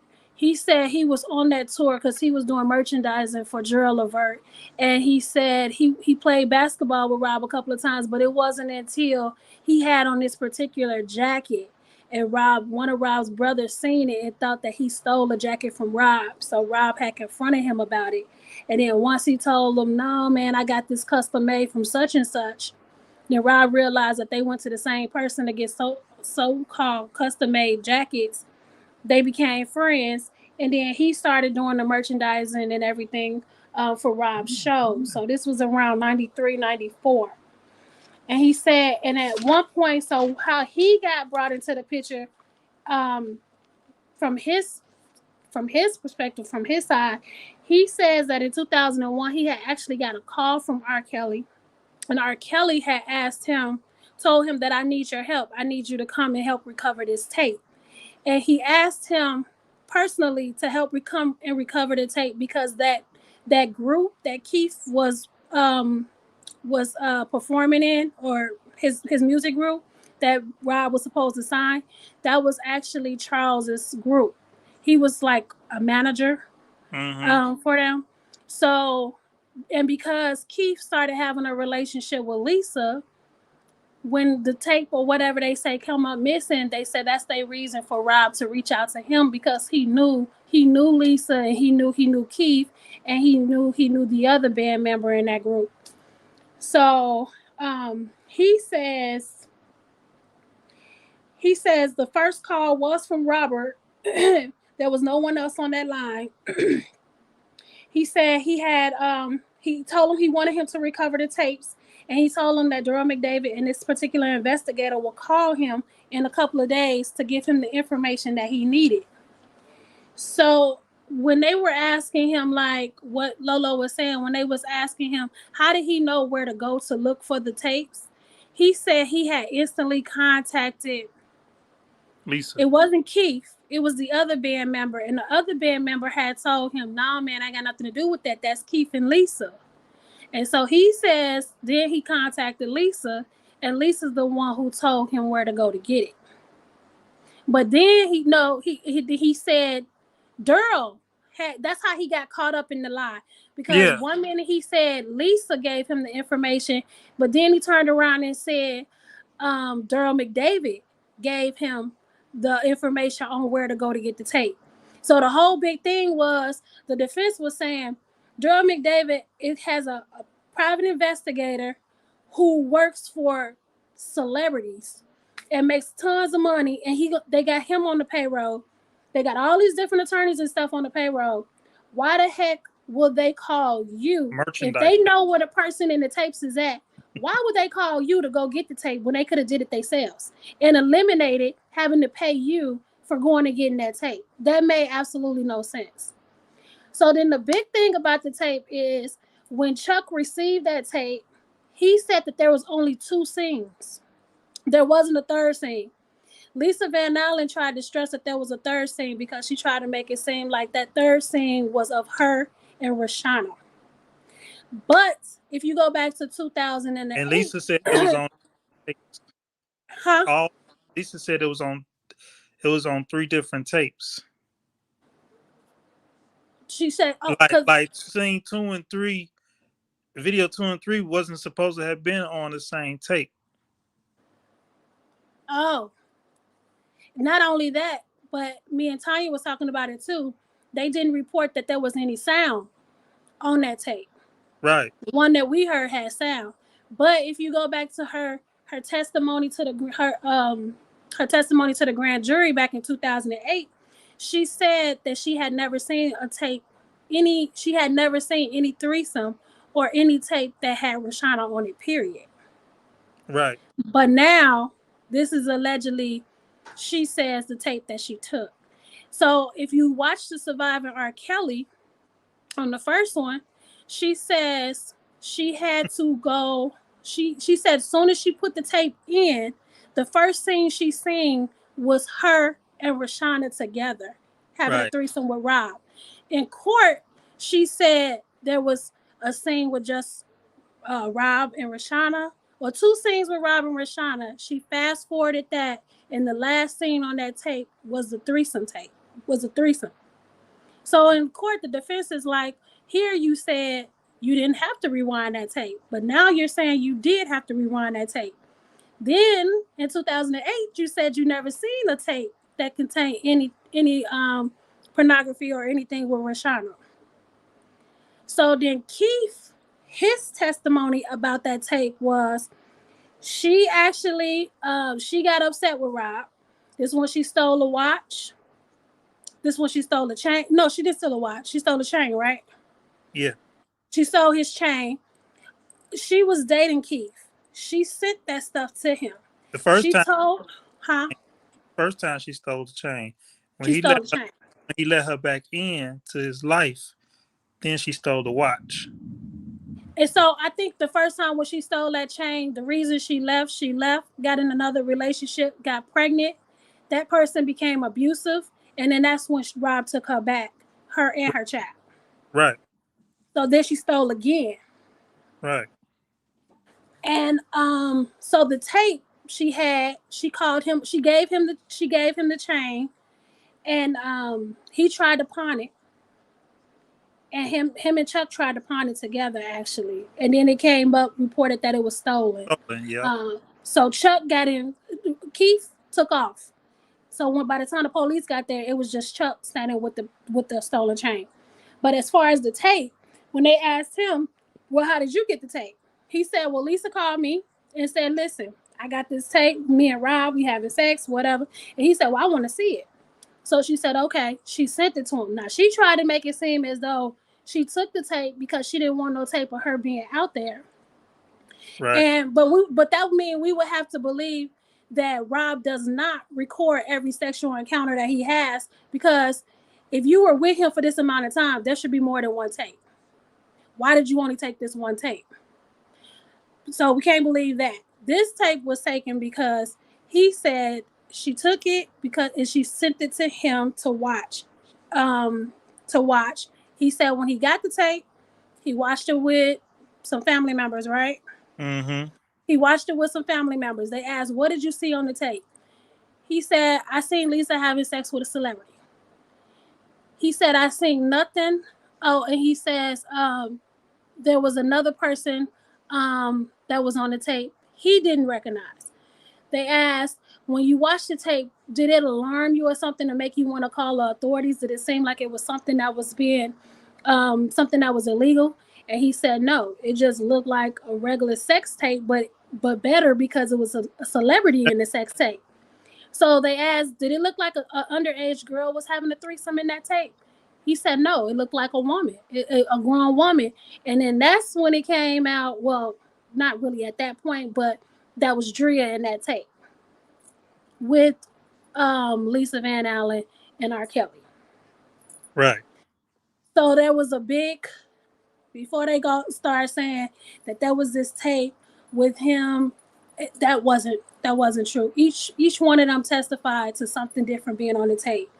And then Daryl McDavid's attorneys, they brought out the fact because they were trying to say that Daryl had actually watched that tape. And Daryl was saying the tape that they gave us did not contain what they said. It contained Rob, Lisa, and his wife. Because by us being attorneys, private investigators, and a police officer that went and helped obtain this tape said there was no child pornography on that. Yeah. Yep. Because they would have been mandated, they wouldn't have risked their careers, their life, and going to jail trafficking this tape. So that's not what they seen. And now, because of Daryl McDavid's new motion, where he says that tape that they actually show had a sticker that was said that it was made, or what is it, a part in it, it was made in 2006. Yeah. And if that's because the government stressed that they had received that tape from Charles, the tape that they received had this sticker, and I just don't understand why that wasn't said in court. But government they said they got it from Charles. Oh no, they said they got it from the Kim Fox office. Kim Fox office got it from Avenatti. Avenatti got it from Charles. Because Avenatti was Charles Freeman's attorney. Yeah. So when asked why he didn't turn that tape over sooner, and this goes back to what Lolo was saying, he said because he wasn't going to get $1 million from the police. So why would he give it to them? He was holding on to it to extort Rob. So is there a new motion you said for Daryl? For them to pay money Call that him he back. spent on his lawyer. Yeah. Oh, okay. And he mentions the tape in there? The motion, yeah, it's about the money, but it's because they're saying that he shouldn't have never been charged, because he shouldn't have never even had to go through that trial, because there was no child pornography tape. Gotcha. So, and then Keith, if I'm not mistaken, I could be wrong because I know Damon Pryor also said it, but they said that Lisa had actually, she actually admitted that that wasn't Rob in that tape. And she told him, just trust me, it's not him. Yeah, So when they they, watched it, she they said both. that. Uh, Keith Keith Merle said it on the stand, and Damon Pryor said it in the 2008 thing, I believe, when, when the whole 2008 case was going on. Damon Pryor said that. Trying to read some of the comments. Let me see. And Said in that he the gave a public. 2008 case, they didn't authentic.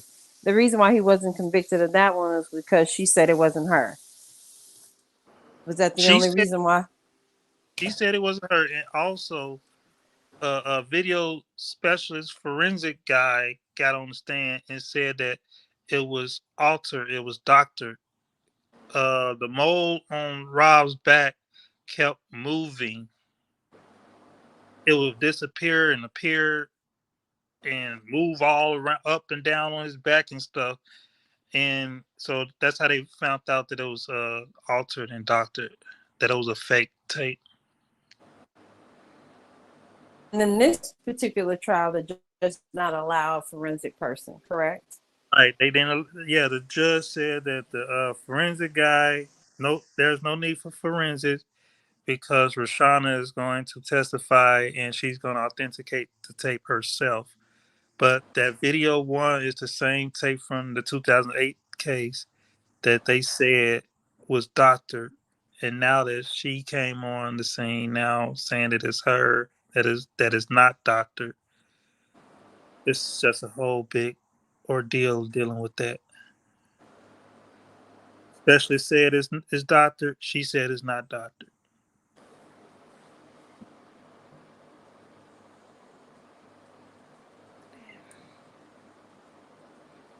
So let me see, what else did Charles Freeman say with his lying self? Yeah, Charles Freeman was like a comedian on that stand. He came in there Oh, looking like a superfly, huh? yeah, had on a blue suit, black shades.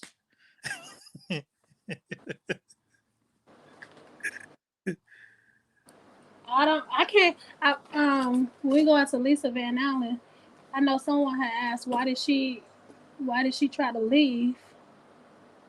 Because okay, the day before, um, the first day she was on the stand, that day, Daryl McDavid's lawyer to a hole in her. He got in her ass. Okay, and then the second day, Bonjean didn't even cross-examine her on the first day. At the end of Lisa Van Allen's testimony for the first day, judge said Bonjean will be up next for the following day. So I believe she was more scared of facing Bonjean, and also the fact that she had already got caught up in lies from Daryl McDavid's lawyer.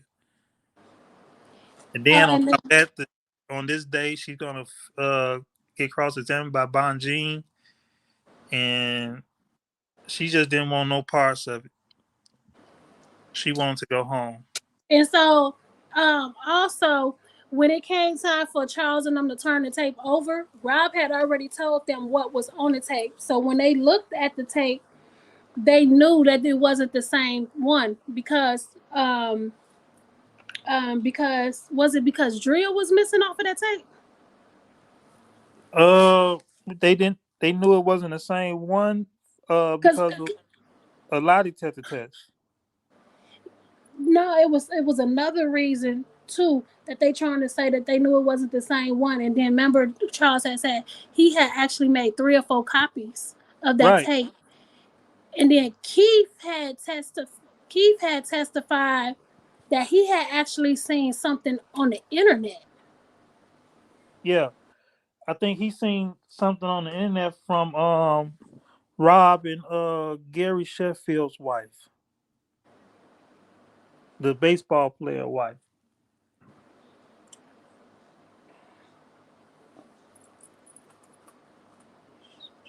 I'm trying to say, okay, do we got any questions? Y'all do know Demetrius Smith lied on the stand at the New York trial about how Aaliyah and R. Kelly got together to get married. Yep. Oh, and speaking of that tape, they said that video tape one or whatever. They believe Rashana said that Sparkle took that tape. Yeah. Yeah. They said because she was into it with Rob and they didn't want to be a part of that. So when all of these allegations and everything came out, they pretty much everybody knew that she was behind all of the allegations. And Sparkle didn't even take the stand. Well, neither did Mr. Jim Derogatis, but he'll show take a seat on Surviving R. Kelly. But Right. he won't take, and he will And tell them on and that they got him show, again on Surviving R. Kelly for this third one. and He that he gonna will be on sit there on that again. show and talk about how he's trying to get justice for all of these, what he say, 69 girls. But Yeah. yet when you walk in the courtroom, they ask you to take the stand and you won't. Where those 69 girls, the only place that they can receive the justice is where you don't want to speak. But you'll go sit in front of a camera and spill your guts. For money. And so, where is his? What is his? Is he doing anything? Any kind of activism or something? Since he's so concerned about little black girls. No. No. Only thing he been doing as far as like activism or whatever is going on his little tours trying to sell his book.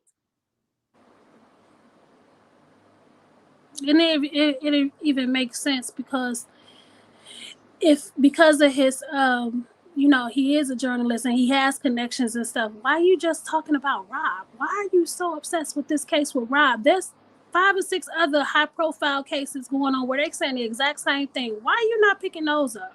And you know what's crazy, Dottie, dealing with Jim Derogatis? Before he was even called to the stand, like 2 days before that, he was on the news saying that the defense is winning this case so far. So He that said, kind of yeah, he sure did. yeah, that kind of scared him too. Yep, he sure did. And then the judge was actually kind of annoyed by him because they waited until the day of to come in and ask. His lawyer came in and asked for him to not to be able to take the stand for whatever reasons, and the judge was like, "Well, how long did you know he was supposed to testify? When exactly were you subpoenaed? And you're just asking now?" So then the judge asked the defense team, which would have been more so about Jennifer answering that question, because I don't know if Daryl McDavid's attorney spoke too much on that. But the judge asked, "Do you really need his testimony? Like, what are you trying to get him to answer to?" And I think she said it was just the chain of Chain of custody, custody. the chain of custody as far as the tapes. And then I think the reason the judge denied it is what did he deny it for? Because the chain of custody didn't mean nothing. He said that the chain of custody, Because the tape was authenticated. yeah, Well, he by said they authenticated by saying that it was them on the tape. So that's why he was allowed not to testify. How And many then he tapes said did she? Go ahead. I'm sorry. and then No. right when the judge granted him, he couldn't just walk out and say thank you, Your Honor. He had to make a little speech before he left. You remember, Lolo? yeah. He said thank you for something about at the end. He said thank you for allowing me to have my First Amendment right or something. And Jennifer said, "You mean your fifth?"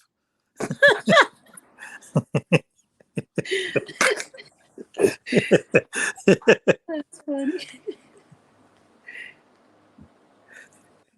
how many tapes are they actually in existence? How many tapes are they saying is it was on the like doing a trial? Yeah, that is actually in existence. That was it. Just the one tape with her that Rashonda is on. How many tapes are they They saying she's on? well they said they got two tapes. One tape for video one, and then another tape would have video 2 and 3 on it.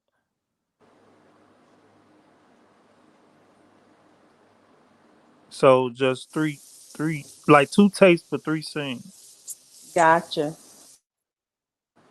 But he was charged with 4.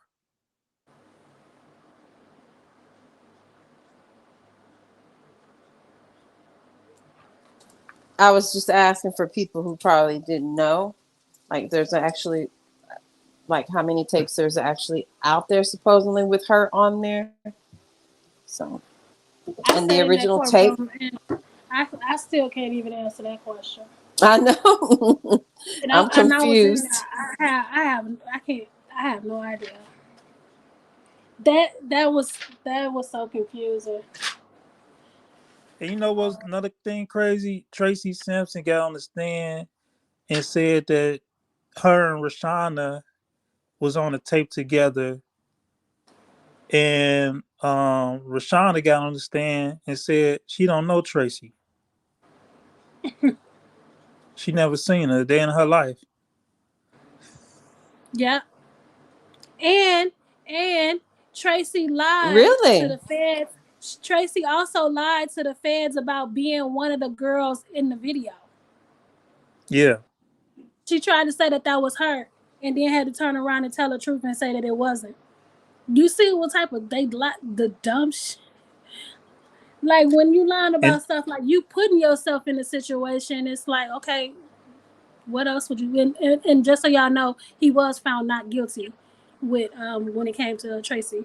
and Tracy also said that her and Drea was very intimate. Drea was pushing up on Tracy.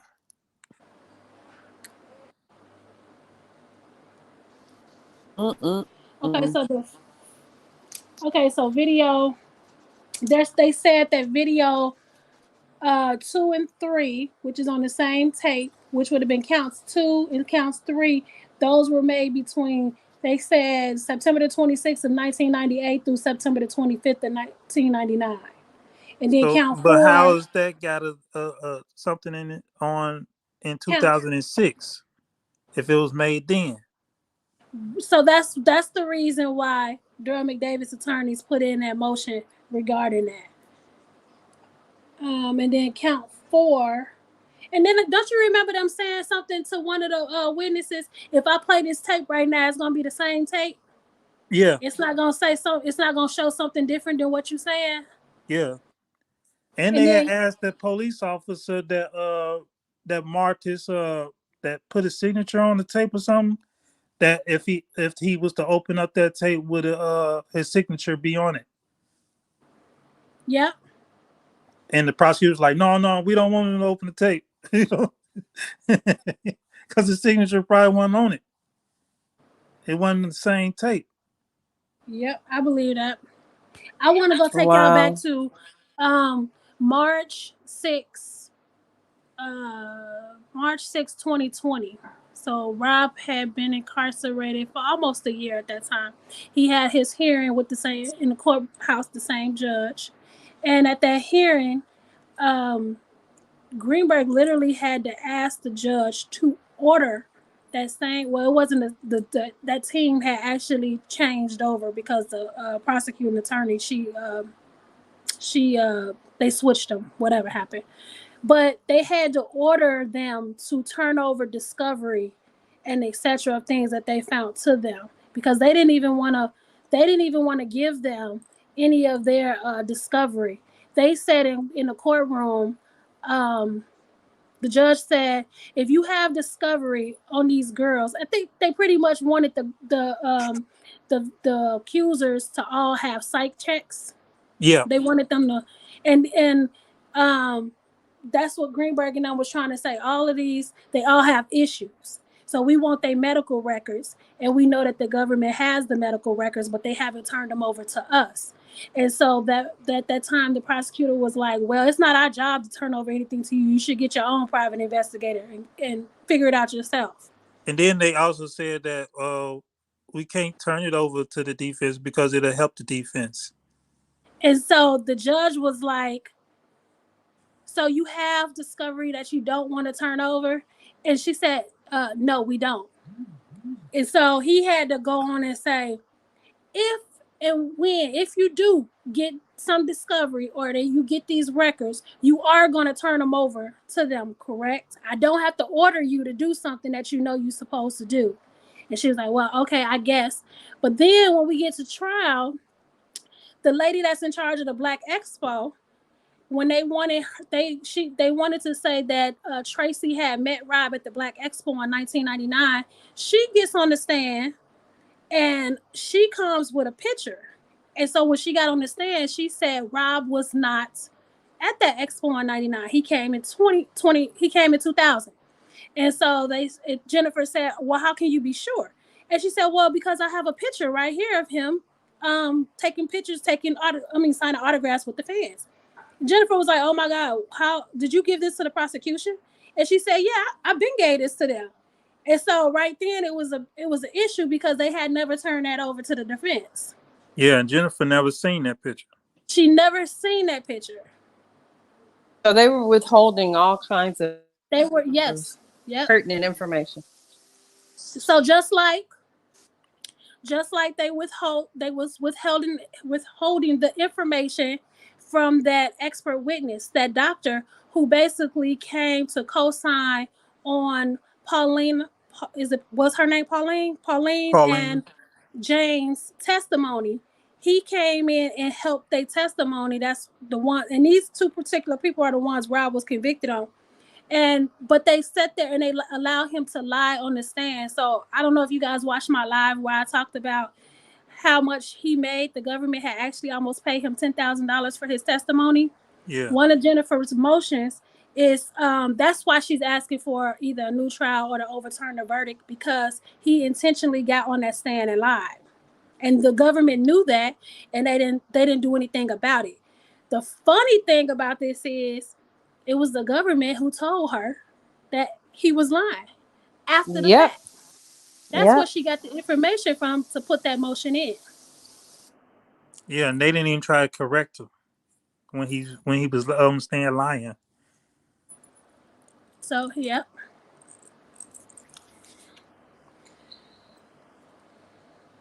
Let me see. All this to take down one man.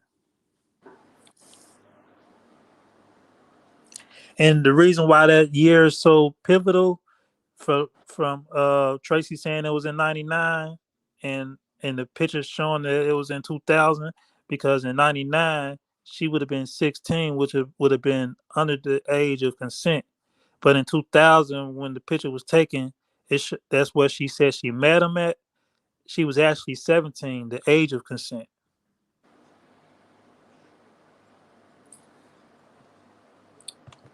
This is crazy. And it also shows that she was lying because in her lawsuits, which also she went to Susan Logan's. She too went to Susan Logan's, and uh, it was brought up that in her lawsuit she filed it. She had met him in 99 when she was 16. Yep, she lied on there. It showed a different time than what I don't even know how they making it this far. Hey, this is y'all government. I'm moving. I'm moving to Toronto, Canada, somewhere. South Africa. Let's go to Ghana. Nigeria. Um, This is y'all government. I don't see no other questions in the chat. That's what I was looking for. And then anything else we need to touch on? Anything? Keep in mind, Okay. J Rock said, keep in mind, a lot of this didn't start happening to R. Kelly until his CD album started hitting the 25th silver anniversaries.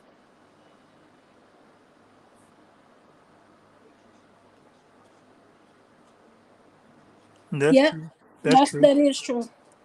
And Miss Fat say, sad thing is the jurors are slow as fuck. Uh, I think the hard part was, um, and Lola, you can give what you think. I think the jurors, the what they found him guilty on is because I think when the government has said like, why would she come in here and lie? And then her mom come in here saying the same thing. Why would they lie if this wasn't the truth that they telling now? But her mom didn't even say the same thing. Her mom had two Yeah, different because they testimonies couldn't. themselves. That's true because they when they had that meeting in Oak Park, one said Daryl McDavid was in the room, one said he wasn't. Yeah, that's true. That is true. But I think it should have been. Yeah, I don't know. I don't know. Man, I wish I could And get you know, that you can't transcript believe from her somebody. mom when her mom said the reason why she testified because the government said no This, because the government threatened her to do harm to her. She said that at the beginning She of said her that. testimony. Yeah, when okay. Jennifer was cross-examining her. You I talking need about that Susan, right? yeah, I need that transcript to I show that. got I got okay. I got my notes from her. Let me see.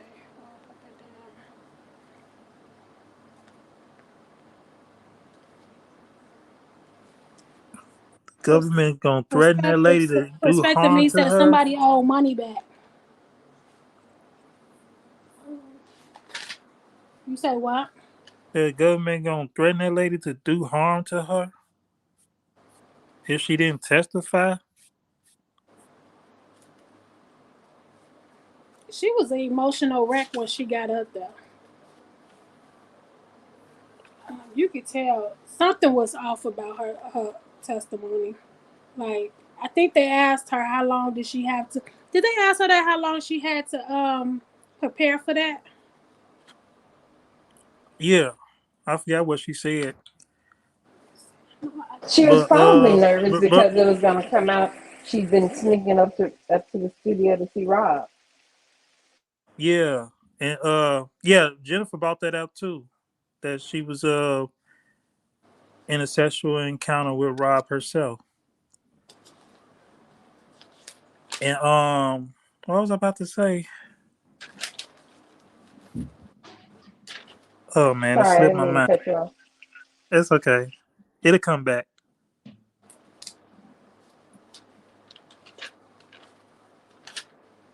But man, it makes me wonder what Greg Linfield, her father, was gonna say on the stand before he ended up passing away. That's another one of the people that if they would have took the He stand, it probably know probably his would have wife. been. Yeah, You say what? he didn't know his wife. He knows his wife, Mr. Kelly. Oh, that's the other thing. Oh, I'm sorry. Go ahead. I'm sorry. You was breaking up, Tanya.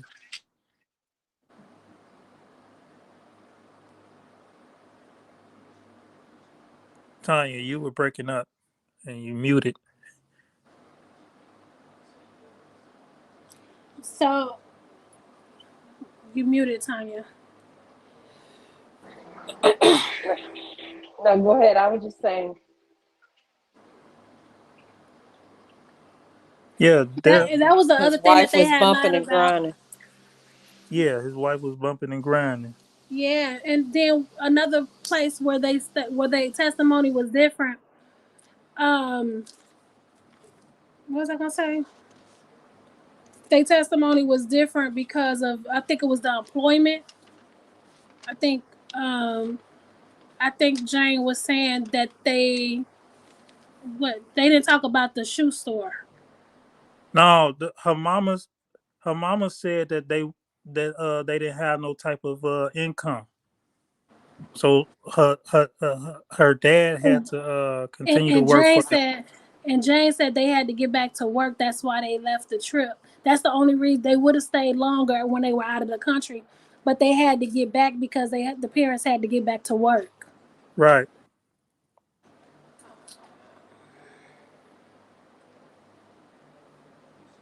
Yeah. So the mama and daughter story didn't even add up itself. Let me see. I'm going through her testimony right now to see what she said.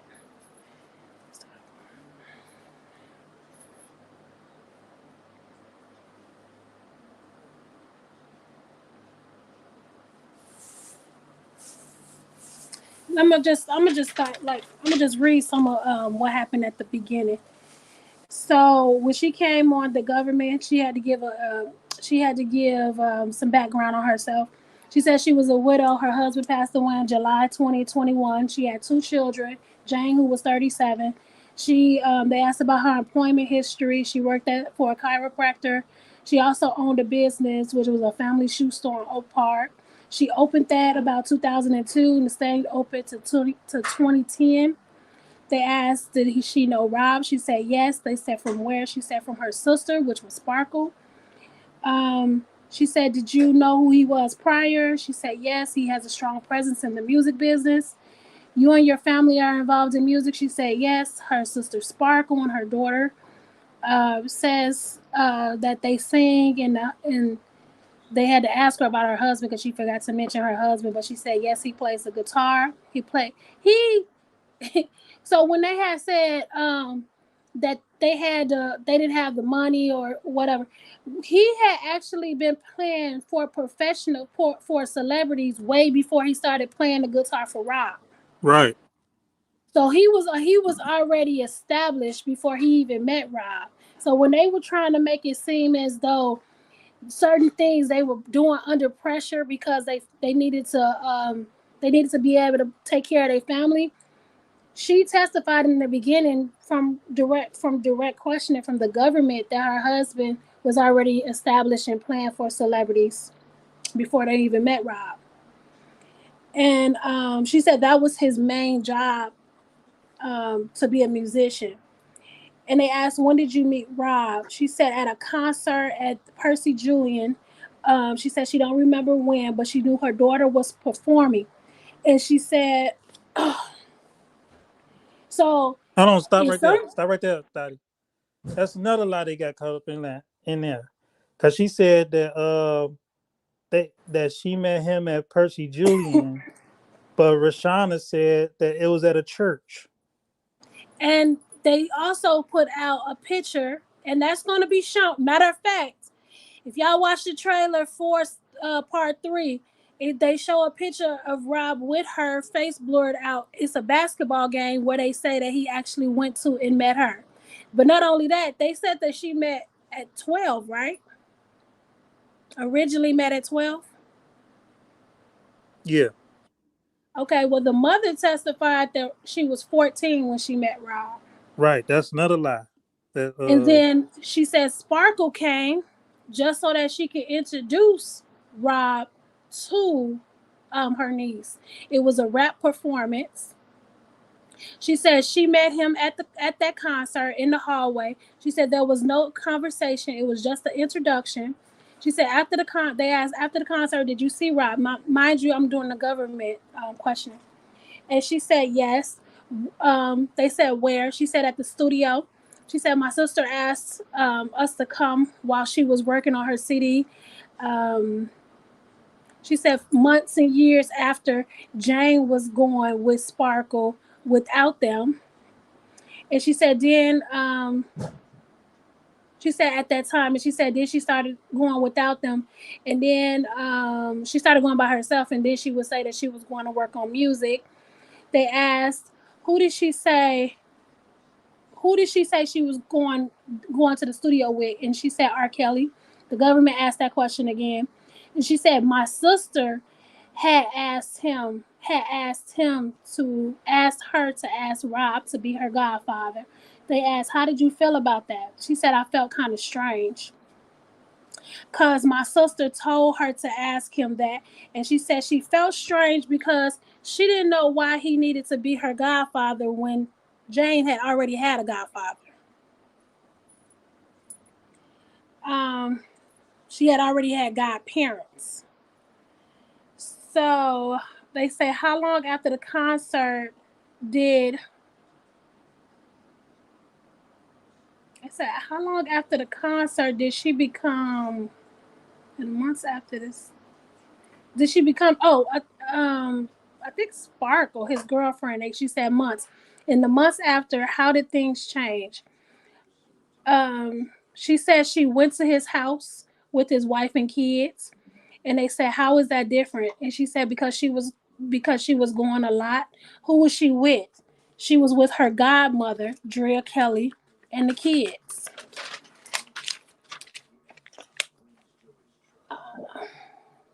They asked her what was the house in Chicago. They asked, well, how did she get to the house? And she said, me and my husband would just drop her off. And she said this had to be around 97, 98, or 99. How many times a week was how many times a week were she spending time over there? She said mostly every weekend. What kind of things would she say she would be doing with Kelly and his family? She said that they were watching movies, shopping, and just hanging out. She'd just be hanging out with the kids. Then there was a break. And then they said, well, in 2000, you and your husband was contacted by DCFS. She said, yes. When that's not true, they was actually contacted in 1999. Um, they said that there were some allegations, my daughter and Kelly. What sex tape? She said regarding this sex tape from 2000, there was an objection. What was the nature of the allegations?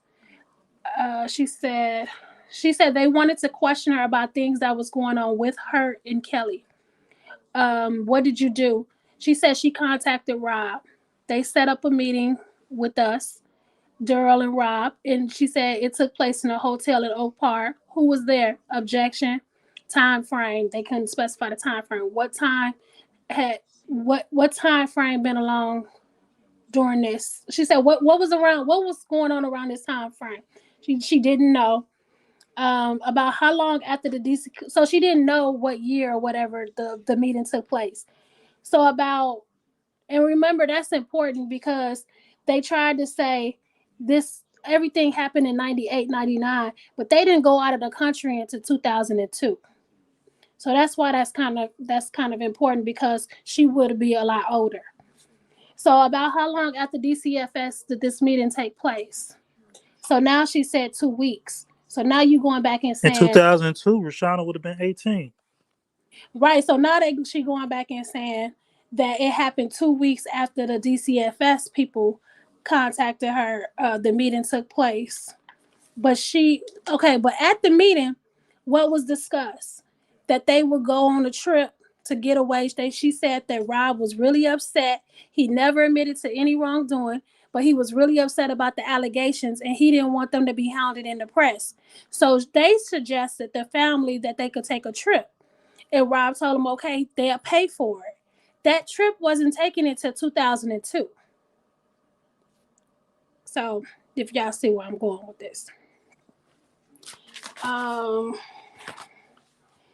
They said, was there anything that happened before or after? Again, she couldn't remember the date, so they asked her, was there anything that happened before or after to help you remember? And she said, all I remember is that everything was in the newspaper. She said, when we contacted Rob, we were blasted in the newspaper and that he was having sex with my daughter. When you got to the meeting, was your daughter with you? She said, I don't recall. Now, when she testified, she said that she was there. So they both putting different people in the room and taking people out of the room. She says Rob never admitted to anything, but he was crying and saying he was very sorry. Me and my husband was crying. My husband was angry. They said we needed to leave. We needed to leave town right away, and we did. Asking about being upset. Were you upset because of the allegations of having sex with your daughter? And, uh, and She said yes because she was 14 years old. But my thing is, so let's go back here.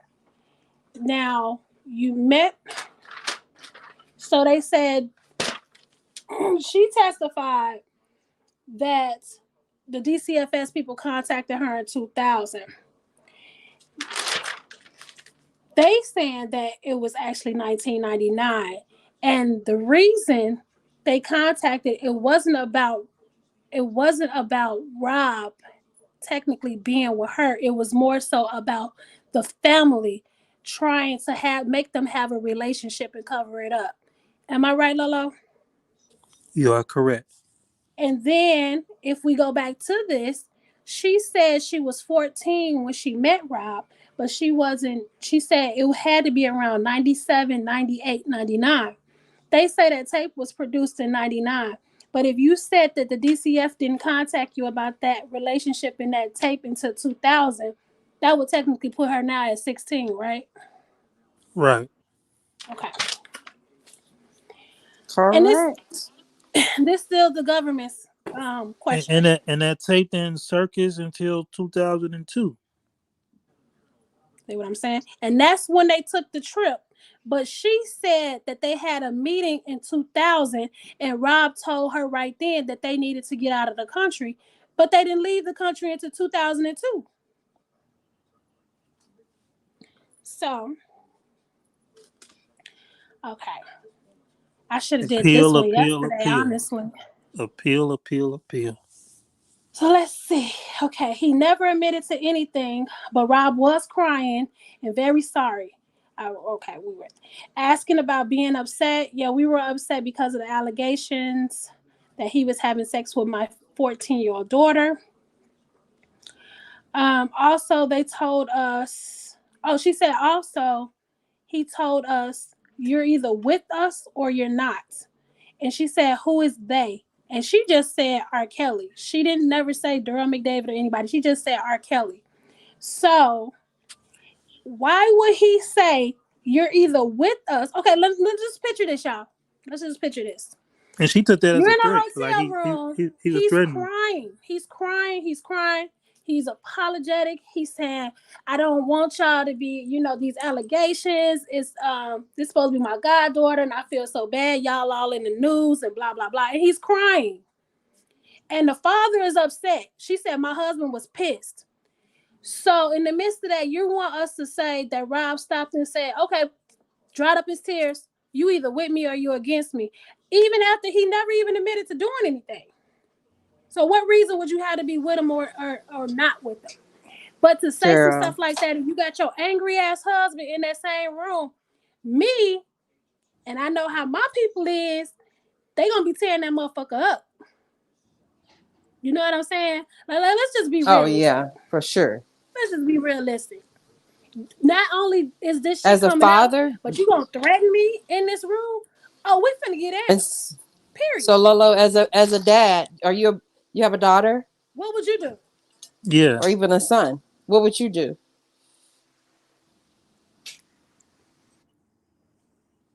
Hold He, on. his ass would have got beat. I don't want He to be he like, he, he would have been paralyzed from neck down. And I'd call the Something. police.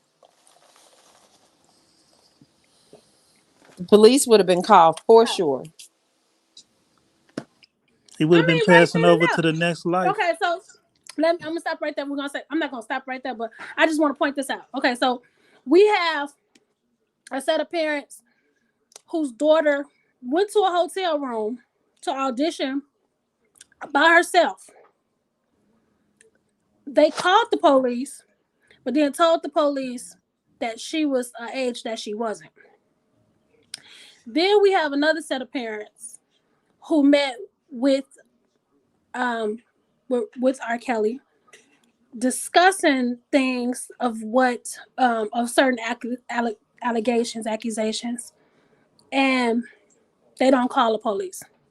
They don't throw And hands. and They don't do none of that. The thing that you think would happen with anybody else, black, white, whatever, none of that takes place. And as we're going to read tomorrow, we have another set of parents that were dropping their child off too. Um, when you're getting into the mail, when we get into the mails, yeah, Yeah. yeah, that's another set of parents tomorrow. Um. Okay. So then we say, that's. Oh, you talking about the John Does? Yes, the John Yeah. Doe's. There's a Okay. set of We're parents gonna that be were doing the John Does participate. tomorrow, you guys. Just Yeah, FYI. that was another set of parents that were participating in that too. So then we say, when they asked, he said, "You either with us or you not." They said, "Who is they?" She said, "R. Kelly." When you say they, who are you speaking about? Robert and Daryl McDavid. Well, what did that mean to you when they said that? That they will harm us. So you're saying 1 minute, did not when I read earlier, did y'all hear me say that she said it was just Rob in the room? Yeah. Now we putting Yes. Daryl McDavid in the room. Um as well. So we gotta yeah, and then she said even right here, 1 minute it was just Rob that said it, but then it was Daryl McDavid and Rob. And she said she took that means that they will harm us. That's who you talking about, not the government, Lolo. She No, said that. no, no, no, no, no, Is no, it really? no, no. She said the government. Okay. She So said that part too, but like at the beginning of the cross examination, she said, "Why are you testifying?" And then she said, "Because the government said that they was gonna government threatened is to that harm what the me." defense? Okay. Because why would she be threatened to testify if the defense was threatening to harm her? Oh, oh, that's true. That's true. I'm just trying to figure out where we. Okay, I'm gonna get That's to it. why I need the transcript. So she says they asked her again. She's, what was your reaction to what he said? And she said that he would harm us if we didn't do what they told us to do. What actions did you take after that meeting? We packed our bags and left for the Bahamas and Cancun. She said, who? We, the parents and the daughter. Who paid? R. Kelly. How do you know that he paid? She said, because they was the ones who sent us out of town. How long? For 2 months or a little less. Okay. So first she said she left for 2 months when it was actually 2 weeks. So she couldn't even get that straight. But if he threatened you and then sent you for, okay. Well, number one, if he threatened you, if he gonna take the time to threaten you, I don't think they threaten and send you out of the country. They threaten you, shut the fuck up, don't talk, and that's all it is. They don't turn around and normally send you out of the country. But Period. so we want to say, okay, that they did go out of the country, right? So you telling me after this man threatened to do harm to you, y'all still sat there and let y'all now what 14, 16-year-old daughter get a whole tattoo with his name while y'all was out of the country? Do that make sense? All this shit is circus life. So she got a tattoo while we're talking about Jane, got the tattoo while they were out of the country, and they were only out of the country because their lives was threatened and they felt that Rob would do them harm. So in turn they turn around and get a tattoo with his name on it. Okay. So then let's see what she said. She said they said when you got home, and these is my notes, but if y'all get the transcripts, I promise you it's gonna say the same thing. When y'all got home, what was the work situation? She said we had lost our jobs because we had to leave town abruptly. First of all, how do you lose your job for a place that you own? Didn't they own a shoe store? Yep, from 2000 to 2010. Wasn't he not a musician as well? Yep, And didn't she say she also worked for a chiropractor? yeah. You owned your own business. So you got fired from your own business. Okay. Um, how was the relationship with your daughter? They said that she was rebellious. She wouldn't eat. She slept in a closet because she was upset because they wouldn't let her. go around him at that time. When you returned from the trip, did you receive a subpoena? She said yes. What were the subjects? Allegations regarding them. Who did you speak to? She said our lawyer. Who hired that lawyer? R. Kelly. How do you know? Because he told us that he was getting us a lawyer. The lawyer said he was going to represent us. He did go in. Did he go in the room when you were going to testify for the state grand jury? She said, I don't remember. Okay, so when they don't remember, that's pretty much saying um, if they told what they remember, it wouldn't work in their favor.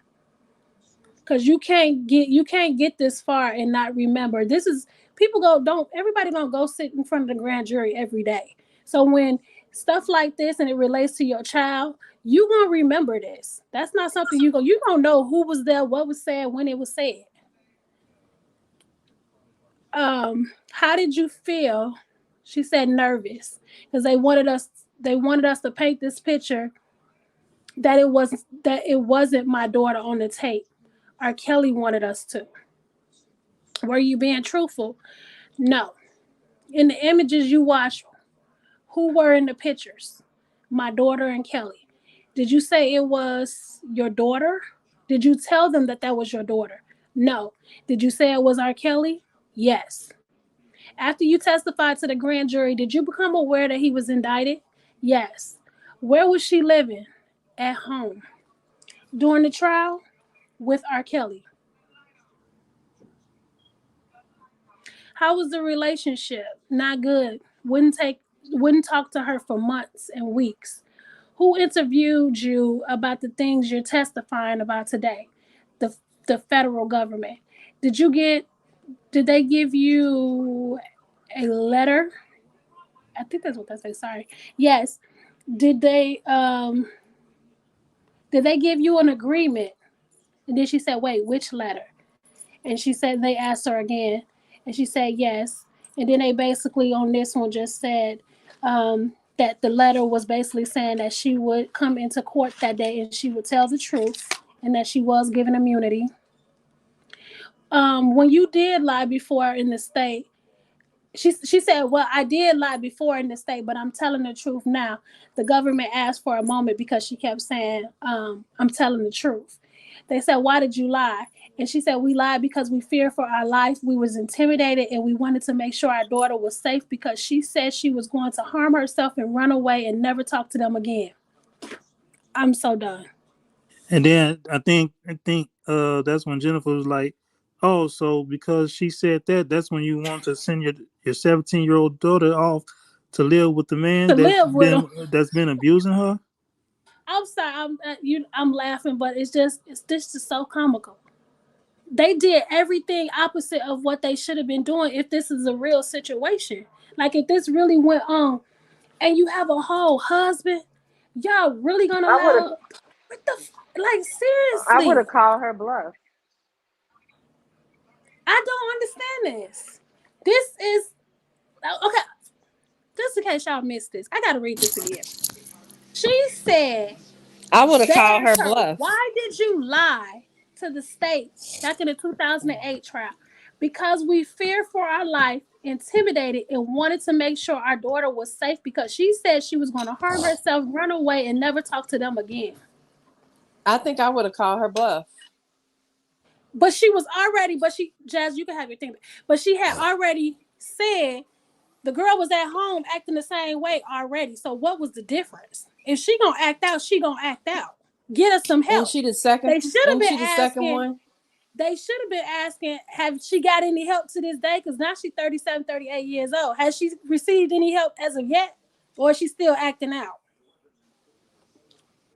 So, okay, now I'm at Bonjean. I lied, y'all. I'm going to finish reading this because I'm at Bonjean's. Okay, so then they show her, I'm sorry, what'd you say, Tanya? Oh, she got kicked out. Okay. So they were showing exhibit, hold on. What was you saying, Tanya? No, I'm yeah, I was sorry. saying I would have called her bluff. Are you gonna kill yourself? Show me. But you ain't taking your ass back over there. You're not But going this back wouldn't over have been there. okay. If you had contact information, if he was being investigated by DCFS, these people came to you. I'm pretty sure anytime a police officer DCFS, they leave a card or something, right? Why you didn't Right. contact these people back? This is a celebrity. If he I don't give a fuck. You're not gonna be no celebrity and think you're gonna threaten me, and I'm not gonna let the world know about it and tell them the reasons. And especially if you already in the news about these allegations, I'm gonna come out and say, "Yep," and now he threatening my family. Of course, you're not that starstruck to where you allow somebody to That don't abuse make your child. sense. But here's the thing. Check this out. He threatened them or whatever. But then way after that, they still inviting him over to family gatherings, going to his concerts, all that. They was Paying But at this is the rent. every man that's party. supposedly They that you was at scared of, and this person that threatened your life, that you knew was gonna harm you and your family. Y'all went to every party, every birthday. They spent every holiday and everything with this man. Rob started crying when she was on the stand. He sure did. Yeah. Thanks for that, Lola. Yep, he sure did. When who was on the stand? Rashana mama. Oh, he was. Oh, okay. Yeah, I So remember you then saying we that. got Bonjean. She cross-examined. She asked, "You have an agreement with the government to tell the truth?" And she says, "I don't have an agreement, but I told the truth." And then Bonjean says, "You don't have an agreement, or do you?" She said, "I don't understand." So then Bonjean proceeded to break it down for her and asked, "What does that agreement mean to you?" And she said, it means you have to tell the truth of everything, correct?" She said, "Yes." She said, "Even if it hurts the government, right?" She said, "Correct." She said, "Your sister is known as Sparkle. That's who introduced you." "Yes." "Jane and Sparkle were very close." "Yeah, she's my sister." "Right, they were right, so they're close." "Yes." "Sparkle had arranged for your husband to get work with Rob." "Yes." "After this came to light, you and your husband, after this came to light, your husband had started working for Rob." She said, "That's not true because my husband was already working for him." Okay. Girl, you You was can't make this already, shit up. and again, these are my notes, you guys, but I promise if you read the transcripts, it's going to be the exact same thing. Um, she said, "Your husband passed away, and you put in the obituary that his big break was when it came when he was working with Rob." "Yes." So you put this in your obituary, in his And obituary. yeah, and this after they had been investigated, went to the grand jury or whatever. No, they didn't even go to the grand jury for the federal. No. Okay, but this is after they had said that they was going to testify for the feds, and her husband died, and she July still put this. 2021. Yeah, and she still put this in the obituary. Because they started, Jane had started working with the government in 2020, and they actually had his memorial party. They were actually playing Rob's music there too and dancing to it. Yeah, So, and then so they say, okay, you put in the obituary that his big break came from working with Rob. Yes. And this was prior the working relationship, before any scandal and anything. Yes. So now we're going to go back because she said they had lost their jobs. But before the scandal, when Jennifer asked her, he was already working for Rob before the scandal. She said yes. So which one is it? Make it make sense. You said that you and your family went to the studio to see Rob. Yes. The husband will be there working. Yes. You knew the protocol. Yes. Big gate outside. Yes. You had to sign in. She said, no, we didn't. You had to be announced when you came in, though, right? Yes. You went by yourself sometimes. Yes. Why?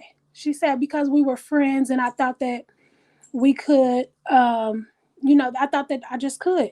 She said, you had an intimate relationship with Kelly, right? She said, no. She said, do you remember that you said you have to tell the truth? She said, yes. She said, so what was your purpose of going to the studio by yourself? She said, because to get some help with my store. So, sum that up. She went to the studio by herself to get Rob to help her with her shoe store.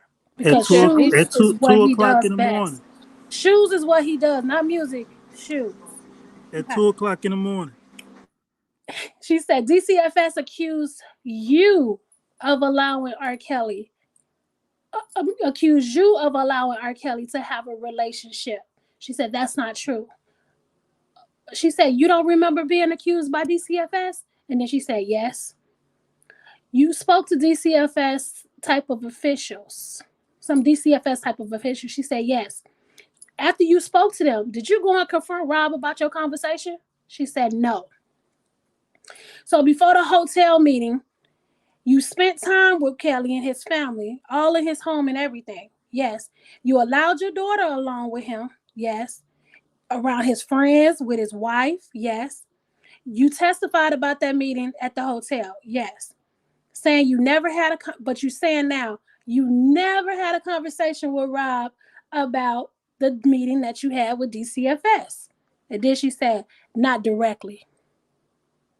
Okay. What y'all think? Because remember too, this is gonna be a big part of Surviving R. Kelly, part 3. I call bullshit all the way down the line. You had a whole meeting with DCFS where you can't even get the year right, and you telling me you never went to this man to say anything about this meeting. But you went over there to talk to him at 2 o'clock in the morning about some shoes. But not only that, you still sent your daughter over there to his wife. You still, and she's testified that they dropped her off after the meeting with DCFS. So when people say the parents need to be held accountable, that's why we say that. There's parents in multiple of these situations with multiple people. The parents were involved in some form or fashion. I remember when K. Michelle was asked about what was going on with Rob. She said, if I start telling, then everybody gonna be going to jail. Everybody parents going to too. I seen parents up in the kitchen cooking meals while their daughter was there. Yeah. So then Bajin asked, how long did that meeting last at the hotel? Did it last about 10-15 minutes? She said she don't recall. You remember giving an interview with law enforcement around May 2019. So they actually started talking with law enforcement in 2019. You telling them that it only lasted, you told them that it only lasted 10-15 minutes. She says, I don't recall. During that meeting, you said Rob was upset. Yes. Were you upset? Yes. Was your husband upset? Yes. You said Rob said, you either with me or you're not. Yes. Rob never told you what to say to the grand jury, did he? Did she say yes, he did? So May 25th, 2019, you told the special agents and the state's attorney that you didn't remember anyone telling you what to say. Oh, well, they had spoke to my husband. We're talking about you. We're not talking about your husband. Oh, well, I don't remember. Nobody ever threatened you, did they? Yes. Who? Rob. Were you harassed, intimidated, threatened? Did Rob harass you? No. Did he ever threaten you? Yes. Because he had said, we either with him or we're not. Is this the part where he started crying? And she said, he didn't want anyone to harm us. Did Rob didn't use the words of intimidation. Yes. What were they? He told us what to say. But you said in 2019, nobody told you what to say. You said you don't remember being instructed by anyone. I'm telling the truth. Isn't it true that you went to Mexico because there was going to be a media coverage? Yes. Rob didn't want you to be harassed by the media? Yes. How long did you go? About a month or two, or maybe it was just a few weeks. Didn't want them to be harassed by the media. The media is different from law enforcement. I'm not making this up, y'all. I promise. Everything is true. Did Rob come to where you were? No. He was prosecuted. He wasn't prosecuted until 2008. Yes. So he didn't hold on. So you telling me that he didn't send you away for at least 6 years? Right. No, he didn't. When did you come back? When you came back, your daughter was 16, 17. She continued to have a relationship with Rob. Yes. And you knew that. Yes. Prior, you knew that too. No, I did not.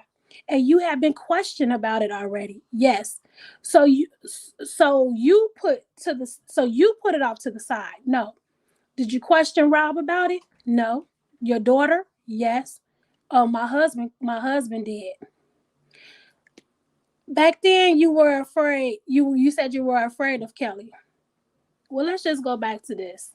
Because like Jennifer said in here, if he sent you away in 2002 and he actually didn't go to trial to 2008, if the reason he was sending you away was because he didn't want to have to hurt you, why didn't he keep you gone for the whole 6 years until the trial started? Why would he let you come back when he needed you gone the most? So one would think at that time is when it was the freshest and when the media was all on top of it, it makes the most sense for them to be gone out of town then, because by 2008, the shit had calmed down a lot. And so it wouldn't have made no sense to say, it just, do that make sense? And then when she does come back, she don't even live with you. She live with him. Okay, so then it said back then you were afraid of Kelly, but not afraid of the state's attorney. She said, nope. I did that to keep my daughter out of harm's way, to keep her safe. She was going to harm herself. So you took the direction from um, Rob when you made the decision to lie to the grand jury. No, we just wanted to keep her safe. Okay, so again, now you're saying he never really told you to do anything. Now you're saying you did it on your own to keep her safe. So you sent, so she said, so then so you sent her to live with Rob because you wanted to keep her safe. You sent her to live with Rob and lie. No, she said no, but we all know that that's what happened because she ended up living with Rob, right? Certainly if you were scared, you wouldn't have maintained a relationship with this man for over 20 years. And she said, yes, because we wanted to keep my daughter alive and we needed money because my husband wasn't working and we feared for our lives. I promise you that's how she said that, child. That's exactly how she said it. That's how she said that. So you gave your daughter Was there away a for sex. DCF report? We didn't see it. So then Jennifer says, so you gave your daughter away for sex for 30 grand? There was an objection. That's not really a lot, is it? Is what Jennifer said. You went to parties he hosted right before he was arrested. Yes. He called you when your mother passed. Yes. It was a nice conversation. She said, I don't remember. You didn't tell him not to call since he had threatened you. You didn't tell him not to do none of that? No. And your daughter was still with him, right? And your husband still worked for him, right? Yeah, because we had no other means of income. But she had a store up until 2010. They had a whole business. Remember, this is why she was going to the studio to talk to him by herself, because she was going there to talk to him about her store. But they had no means of income. Okay. But you say your husband also worked for other artists. Yes. He worked with Chance the Rapper. My son did too. Really, lady? Like, when she did that, it's like, you just in the same breath just said y'all had no income. And then you not only admit that your husband did, but then you say your son did too. Okay. And your husband? Yes. So you being misleading when you're saying, that your son, that it was just your son and not your husband. So then Bonjean started naming off all of these artists and showed that he did work for a few a lot of artists, and he was very successful even before R. Kelly, which I said. She said yes. And he's also listed on several different albums for Rob, not just one. She said, I don't remember. But you put it in the freaking obituary, lady. Right. Uh, okay, so Rob was present when you talked to the attorneys. No. The attorney didn't threaten you. No. Did the attorney intimidate you? No. So what Jennifer is saying, so why you didn't tell the attorney that you saying this all because you're being threatened or intimidated? Okay, so then she said, you had a shoe store that came around 2001 to 2010. Yes. So you did have a business. Yes. Where was it? In Oak Park. What was it called? Fabulous. So again, you did have an income. Bajin asked Rob some questions. And then she says, you didn't want that tape out in the public, right? That was an objection. The tape you had lied. You lied about you didn't want out. She said, no one will want that.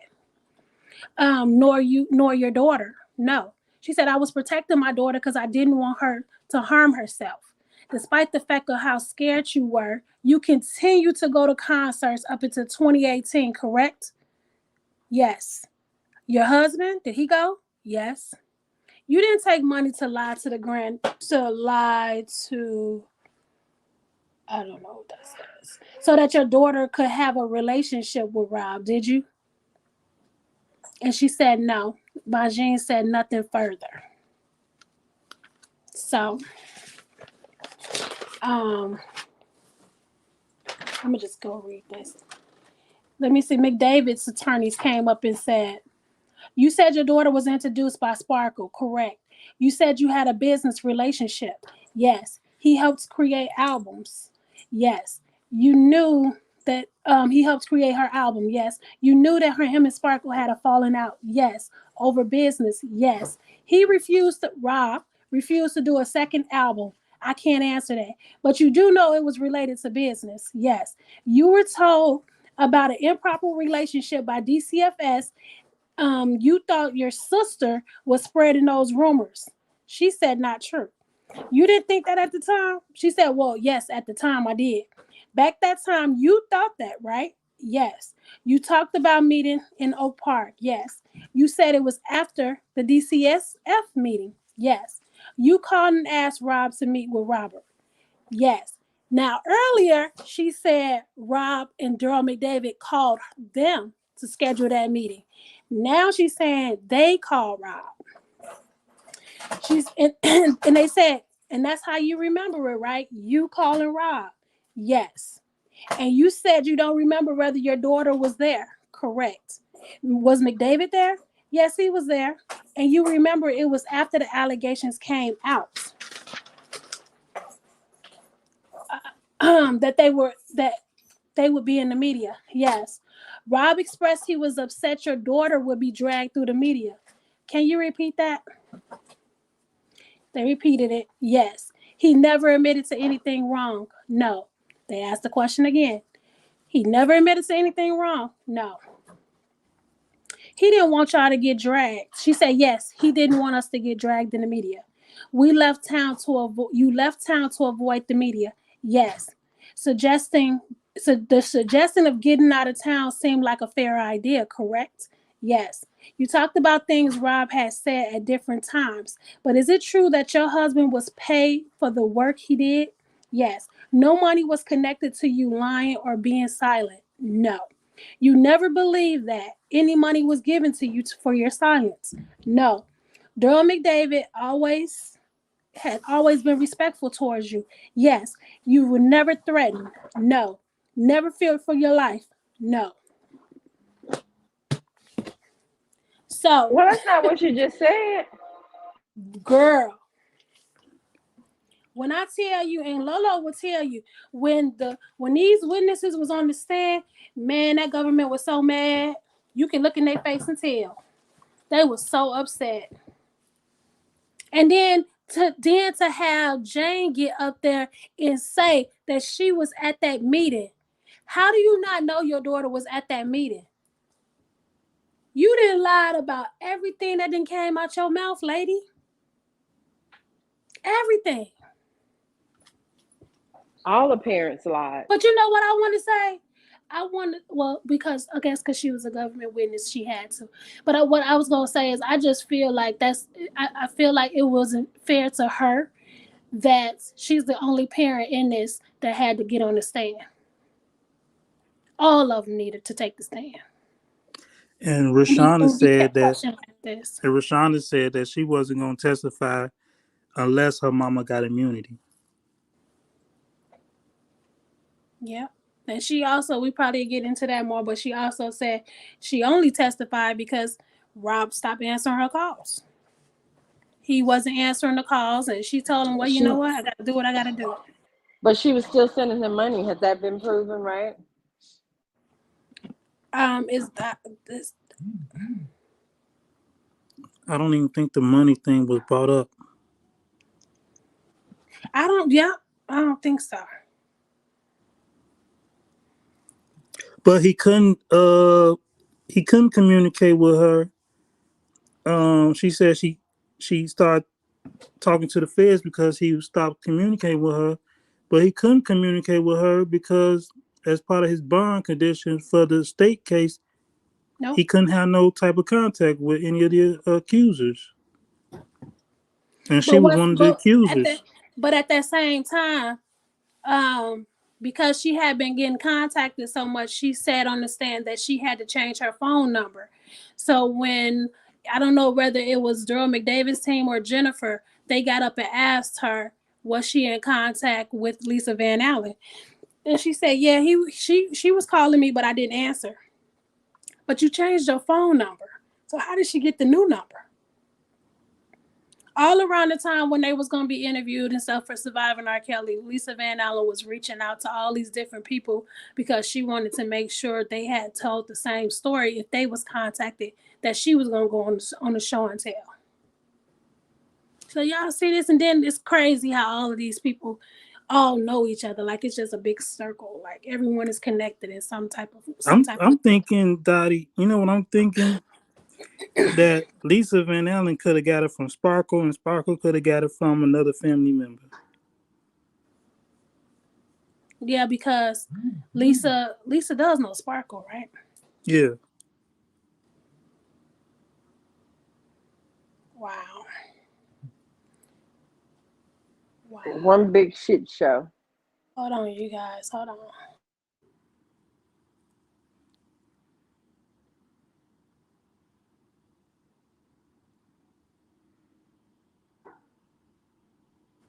I'm sorry. So, yeah, you guys, thought I'd just share that.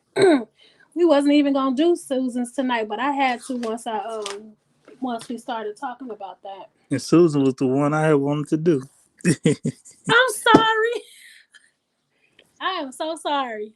No, that's okay. We got a chance to do it. So, yeah, that's it. Anybody got any other questions or anything before we end that? I know there was a lot of information tonight.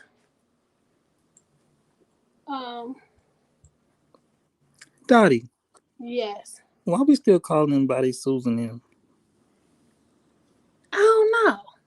Jane and Susan. I don't know. We ain't got to do that Brandon. no Her name. Who? Rashonda's mama name is Valerie. Yeah, her name Susan in the court papers, but her name is Valerie. That's why I'm not. So it'll be.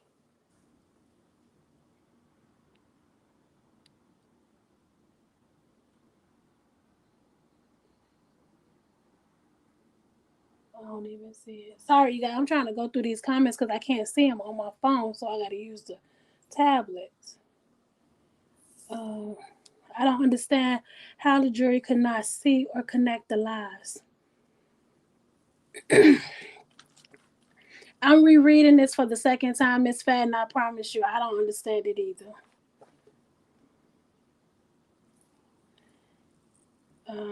Man, I'm sitting here so confused. So many lies.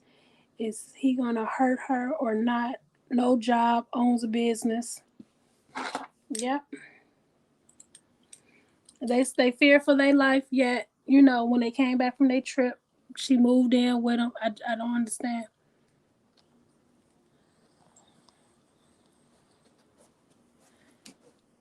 Uh,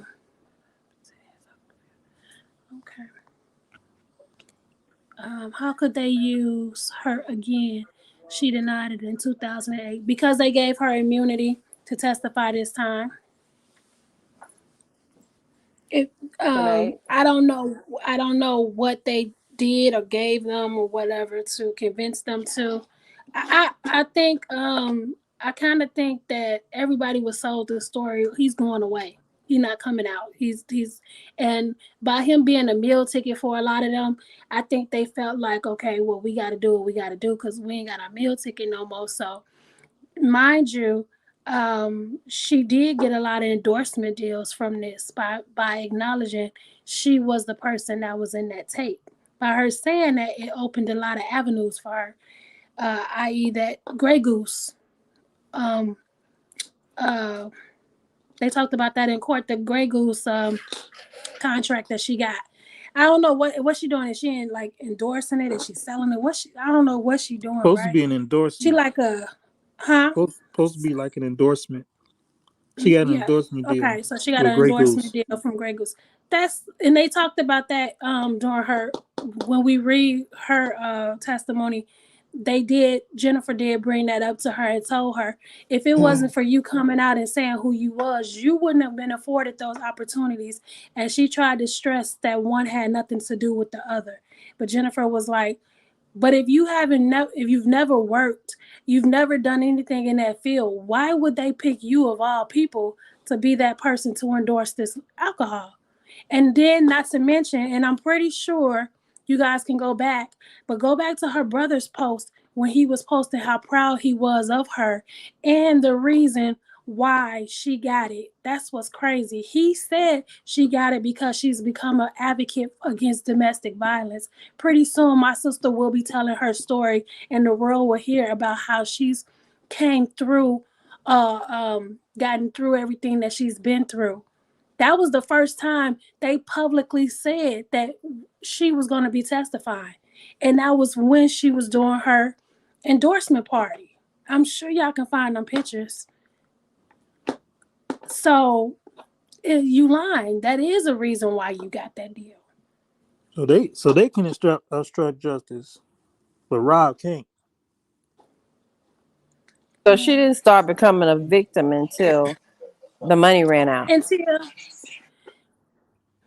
yeah. And remember in the text messages, Lolo, where she said, "Remember who the fuck I am?" Yeah. Yeah. Stuff stopped getting paid. He stopped answering the phone calls. When she changed her number, she was calling him. All this is in the transcripts. When everything was coming out, she was calling him and she was saying, "I love you. Don't let the devil get you down. We're gonna get through this." She testified that she was trying to get because he went into a depression. So he stopped talking to everybody when it first came out. And when he went through that Yeah, because he depression, didn't she know was who to calling trust and him. where it was coming from. Yeah. And so she was calling him and she was talking about how she worked at this studio or something and she was trying to get him to come there she had wrote a song and she wanted him to come listen to it and record it. So she was inviting him to that studio and he wasn't responding and it was kind of pissing her off. And I guess He couldn't. Lifetime and stuff, like he hadn't been arrested then. When this was going on right then, he hadn't been arrested because this was before Lifetime had came out.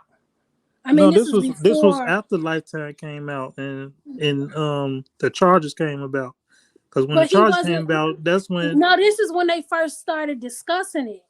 When they first started talking about it before he was arrested. Because remember, she was contacted in May. He wasn't arrested until July. no, I'm talking about the state case happened in March, February. Yeah, And that. February of 2019. Oh, okay, okay. But so I remember her saying she was trying to tell. No, I remember her saying that he was hearing it all over. It was all over the TV and stuff, and people were trying to contact her. So she was telling him, "Don't let him get you down. I love you." They showed the text messages between them, and at some point she said she had to change her phone number because she got tired of them trying to contact her. And then And when she gave him tried a to new call number. Rob, when she tried to call Rob from that new number, he still wasn't answering the number. And so she sent him a text message like, this is me. Answer the phone. Why are you not answering my calls? And at some point he said, "Dang, Sean, I'm sorry. I didn't know that was you. Why are you acting like this or something?" So then she said she told him, "Well, what do you want me to say?" And she said he told her, "Say whatever you gotta say. Tell the truth." She said that in the courtroom. He told me, "Say whatever you gotta say. Just tell the truth." And so then I guess some more time went by, and she ended up somehow at the end of it, she ended up texting him and telling him, "If you don't respond to me because this such and such is trying to contact me, I'm just gonna do what I gotta do." And that's how that happened.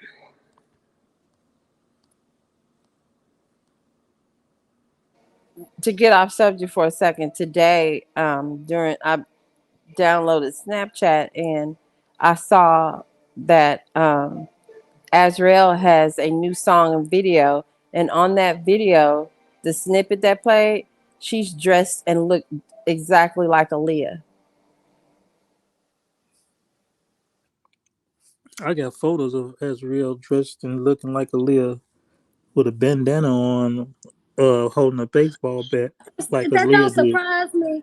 That don't surprise me because again, if you go back to Azriel testimony, when she talks about her mom, she said her mom kept saying, "You think Aaliyah was acting like this? Aaliyah was feisty. Aaliyah was this." So it sounded like before R. Kelly, when it came to her, that was probably somebody that she actually looked up to and wanted to be like. And her mom used that as a way to get her to take, pretty much set him up. So I'm not surprised that she would come out wanting to look like her because she probably always did. And they said the same thing about the other one too, right? It was Aaliyah. Lily says she always wanted to be her. Somebody else said she always wanted to be Aaliyah. So yeah, I'm not surprised.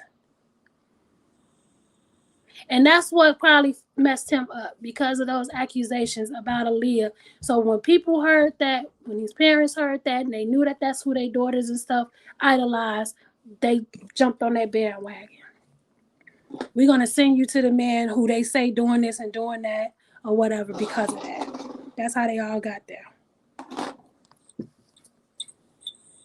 Yeah, Miss Fat, she can hang it up because ain't nobody listening to or buying that BS that she putting out because it sounds like garbage. She should have just, I don't know. But yet the judge is saying that he needs to pay her for future revenue losses. She wouldn't have made no money anyways. Was it future revenue? I thought it was just because of diagnosis. Future income too. I mean, well, if it's the future if it's the well, if it's the revenue, if it's for your psychiatric treatment, if it's for your medication and something else I can't remember. That doesn't say a lot about your career, and it's only $300,000.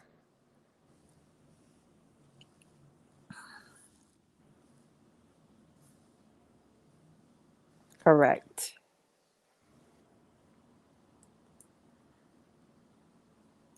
She said she needs to stick to opera, and she too stiff, just like Faith.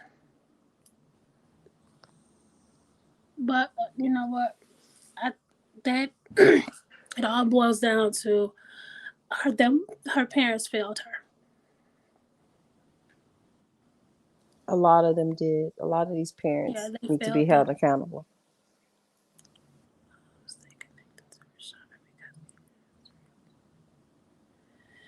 Let's see, what other questions? Parents ain't gonna be held accountable because they ain't going after no billions of dollars that's owed to them.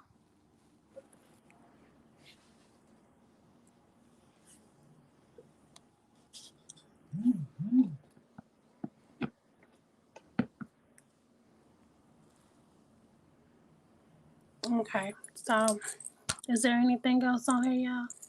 Oh, here. Okay. We at our 3 hour mark. Okay, so what are we going to talk about tomorrow? Angel is terrible. Oh, someone's talking about her song. I don't know if I heard that. Lolo, Latoya said, did they prove? No.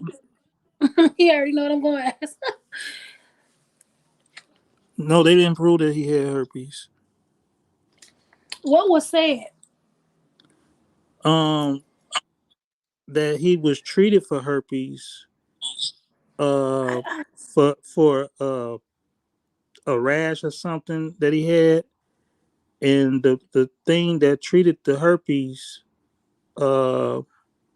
was also able to help him out with whatever he was going through, dealing with that rash or bump or something. But when he was tested for herpes, it never came back positive that he had herpes. It was from some black leather pants or something he had worn. Some Red.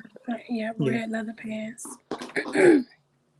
And so, Tanya, you said tomorrow what we're gonna be talking about. I guess so. We're talking about the John Does.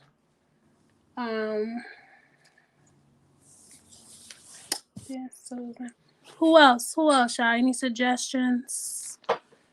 Anybody else y'all think that or anything else we should bring up or discuss tomorrow? Any other questions? Because I am about to end this live.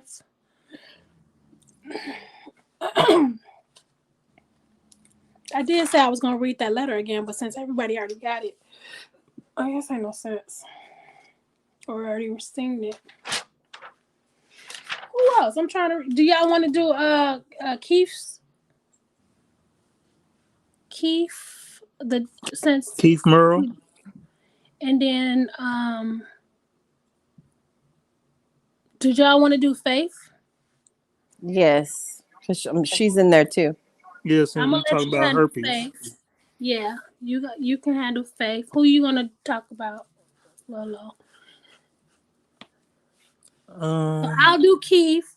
Tanya gonna talk about Faith, and tomorrow Lolo will do. Oh, well, since you a guy, you want to do the John Doe's?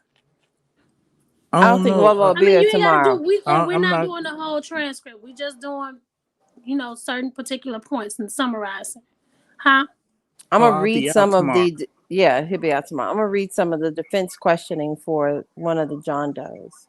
Oh, I forgot about that, Lola. I'm sorry. Okay, so I'll do the we can both do that. So we do two Okay. apiece. So Okay. tomorrow you guys we're gonna be doing Keith testimony from Chicago, and then we're gonna do the John Doe's from the New York trial and also Faith from the New York trial. We're gonna be going over their testimonies.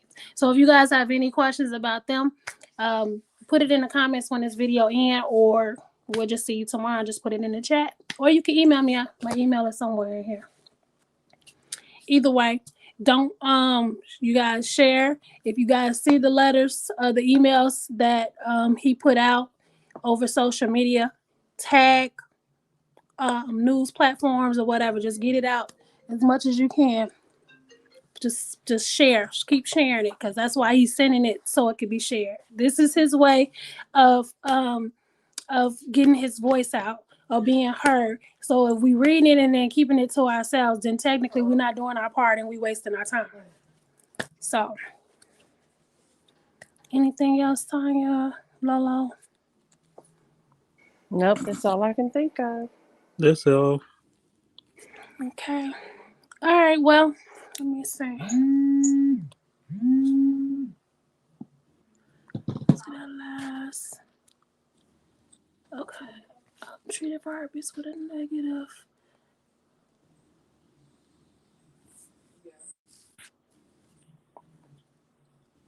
Okay, this is last question. Sweet One said treated for herpes with a negative. This for you, Lolo, because you said with a negative herpes while having a negative test. What's going on with that doctor that misdiagnosed him? He didn't misdiagnose him. He just gave him something that he thought would Yeah, to handle help that it. type of incident. And but it just so happened that that same thing treats herpes. It treats a lot of things, but one of the things that it treats is herpes. But he was never diagnosed with herpes. He figured just because he gave him medication that they used to treat herpes and it cleared up what he had, he figured then that must be what he has. So, and he, mind you, this was a personal doctor that was doing stuff. He was actually taking concert tickets as payment instead of regular pay. So he was doing everything. I don't know what's happening with him today that he did testify to that, but yeah, Like he for was. how I can put it like this, like ibuprofens. Like you could take it for like a headache, or you could take it for like uh your Back stomach pain. hurting, back Yeah. pains or something. Just because you took it for and it cured your headache, don't mean your back was hurting. Yeah, it was used for different things. Spitting Fire was here. I think she had I think the last time we talked about it was like she said they use it for like shingles and stuff too. Yeah, So they said he was diagnosed with herpes in 2000. I think they said somewhere between 2000 and 2008 because that's how long the person was his personal doctor. Yeah, he never tested. He was never tested for it. What time tomorrow? So 5 o'clock, Tanya? Tomorrow? Yeah, that works. Okay. So yep, 5 o'clock tomorrow. And the one last question, Rodney has said, what all did RL say she received for her testimony? She had got some family vacations. She said that they helped her maintain or they helped her obtain a job. She got Section 8. She also got stipends for like gas and food and things like that. Because they asked her, didn't you receive cash or something? She said, well, the government doesn't give you cash. Well, they pay for this and that. So she said, well, yeah, it was kind of like getting stipends. So she was getting, you talking um, about Rashana, right? yeah. Ain't that who RL is? Oh yeah. I Yeah, thought you said she Jane. received. No, she received. So yeah, she got the stipend. She got the Section 8. She got the two trips to Florida. Oh yeah, I was about to bring up the trips. Um, she said that they helped her find a job. Um, and I think that was it. Section 8. Yeah, that's at the Section 8. So, and then Jennifer had asked her, "Are you aware that with that Section 8, you can have that for life, and then afterwards you can actually pass that Section 8 down to a family member?" And she said, "Oh, I wasn't aware of that." But they tell you that when you filling out the forms. When they giving you anything, you gonna do your research to find out what it is that they giving you. So you knew Especially when it comes to benefits.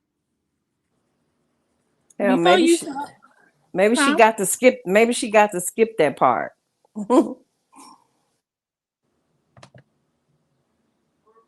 Maybe So they just signed her up automatically.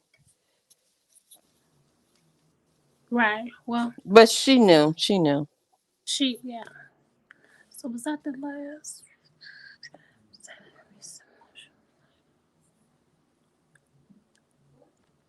Oh, T Girl was saying she was asking that question because in the recent motions, um, in the recent motions, he was diagnosed. It said he was diagnosed in 2000, but Stephanie said that she had got it in 1999. She was saying that's why she was confused about the actual time.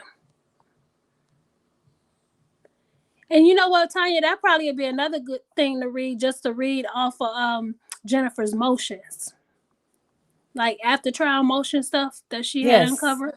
That might be a Yes. real good thing to read, because I remember after trial in New York, she was telling the reporters, if you guys read my motions, you'll see why he's not guilty of all of these things.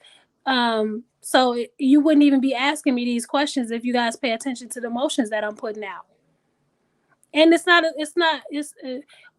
I mean, think about it. She ain't write that That's 65 her page way of putting motion for out the nothing. truth. That's her way of putting out the truth, because she never seals any of her motions. Only time it's sealed is Oh, when the but the government government sealed does. theirs. When she responded to a sealed motion.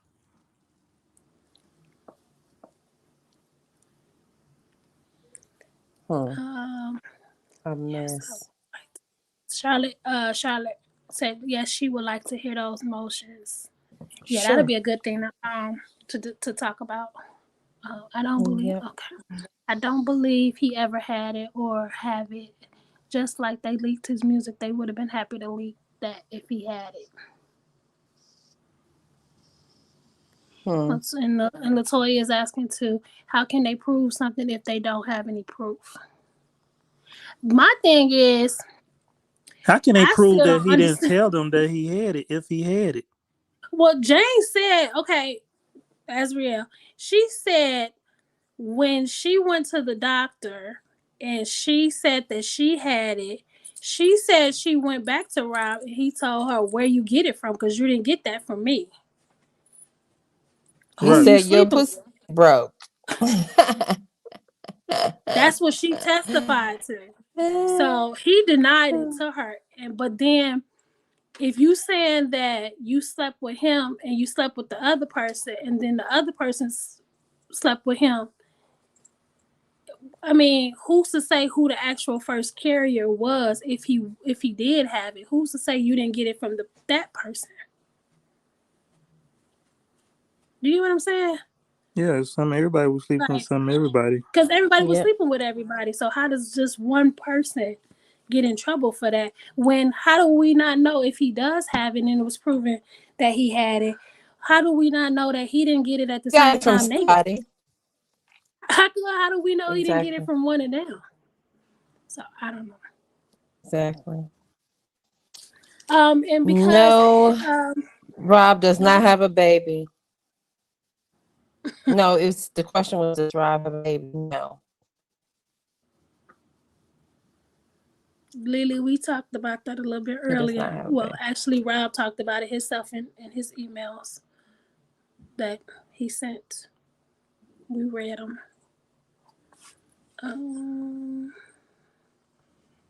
Must charge this information with serious. Someone said, what did it say? You must charge this information with serious journalism outside from America. I don't understand, Esther. I'm sorry. Oh, okay. You answered that with Bessie. Um,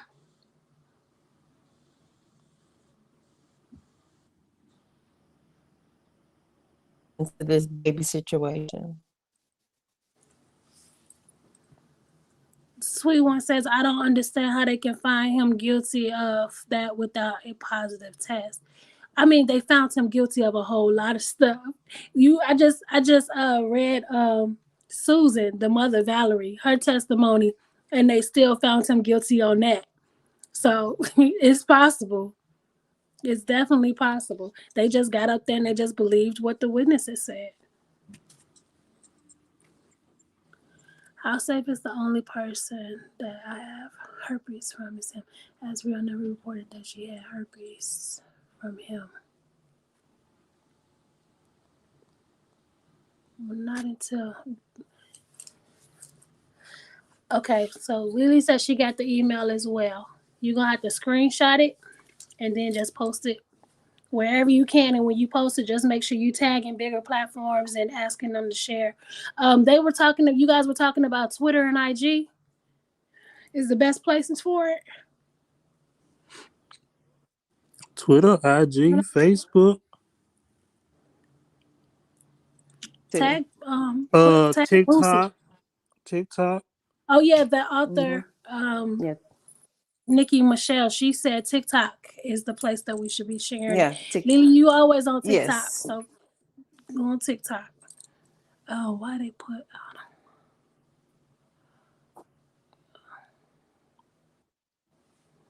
Hello, I think they was told to find him guilty, or they was going to put them in jail. Oh, Rodney. Okay, so here's the thing. In New York, because of COVID, we were not allowed to be in the same room. Because they had everything was 6 feet. So the gallery where the family and the public will normally be, that's where they set the jury. So there was no room in that courtroom for the public, reporters and family. So we had to watch it on the TV in New York. And in Chicago, we were able to see. That will be a question for Lolo, because we were able to be in the same room and see the witnesses. However, because I was taking notes, I didn't look up too much. I So was looking dead. I was looking dead in the witness's face. See, that's a question for him, because I barely looked up. And people that was there was hearing you. I didn't too much pay attention to the courtroom. I just took the notes. I was so much staring at Lisa. Lisa looked at me like, I problem. She was doing that a lot. She was rolling looking at her eyes people. like, Yeah, she was doing that. I think she even complained. Remember to the lady? yeah. Yeah, I think she even made a complaint about some of the people in the courtroom looking at her. Oh, in New York, didn't Faith say that, like, you work for Rob? Oh, yeah. How can I forget that? Yeah, when we was in New York during at the sentencing, why Faith called me, she told the judge I was an enabler. I don't even know this man. I promise y'all. I can't have. She said, and his enablers right there. Like, are you? I'm looking like, but I'm still trying to, be respectful of the courtroom. Did she really just call me an enabler? What can I say? That was another lie.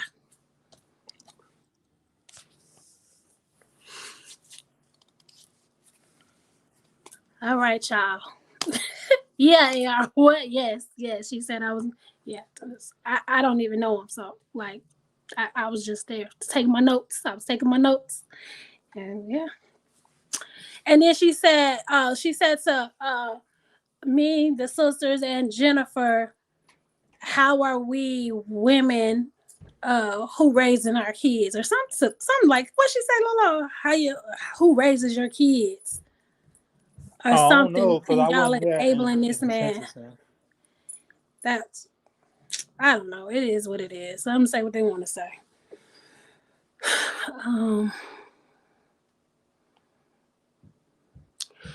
Lily said she thought I was one of the staff members. Yeah, well, I was just there to take notes and be supportive so I can put out information. So she was absolutely wrong. I'm never a staff member. Never. But anyway. All right, y'all. So we're going to go ahead and end this. It's been over 3 hours. Lolo got, I don't know, he said he can't be with us tomorrow. So y'all have me and Tanya. Again. He doing me bogus, but it's all right. Go. Just so you guys know, I was asked to be on H&N News, so I'll be posting that later. I'll be interviewing with her about the trial as well. Congratulations. On Friday. Congratulations. Thank you. And I highly recommend, like, Lolo, the trial. Tanya, you have read every transcript. Contact these platforms and do the same thing, because if we just sit on it's not, we need to get the word out, and that's the way to do it. Just move around and spread it. So if you guys, I don't know if you able to, Tanya, we could talk about it later, but yeah, let's Lolo, Yeah. you too.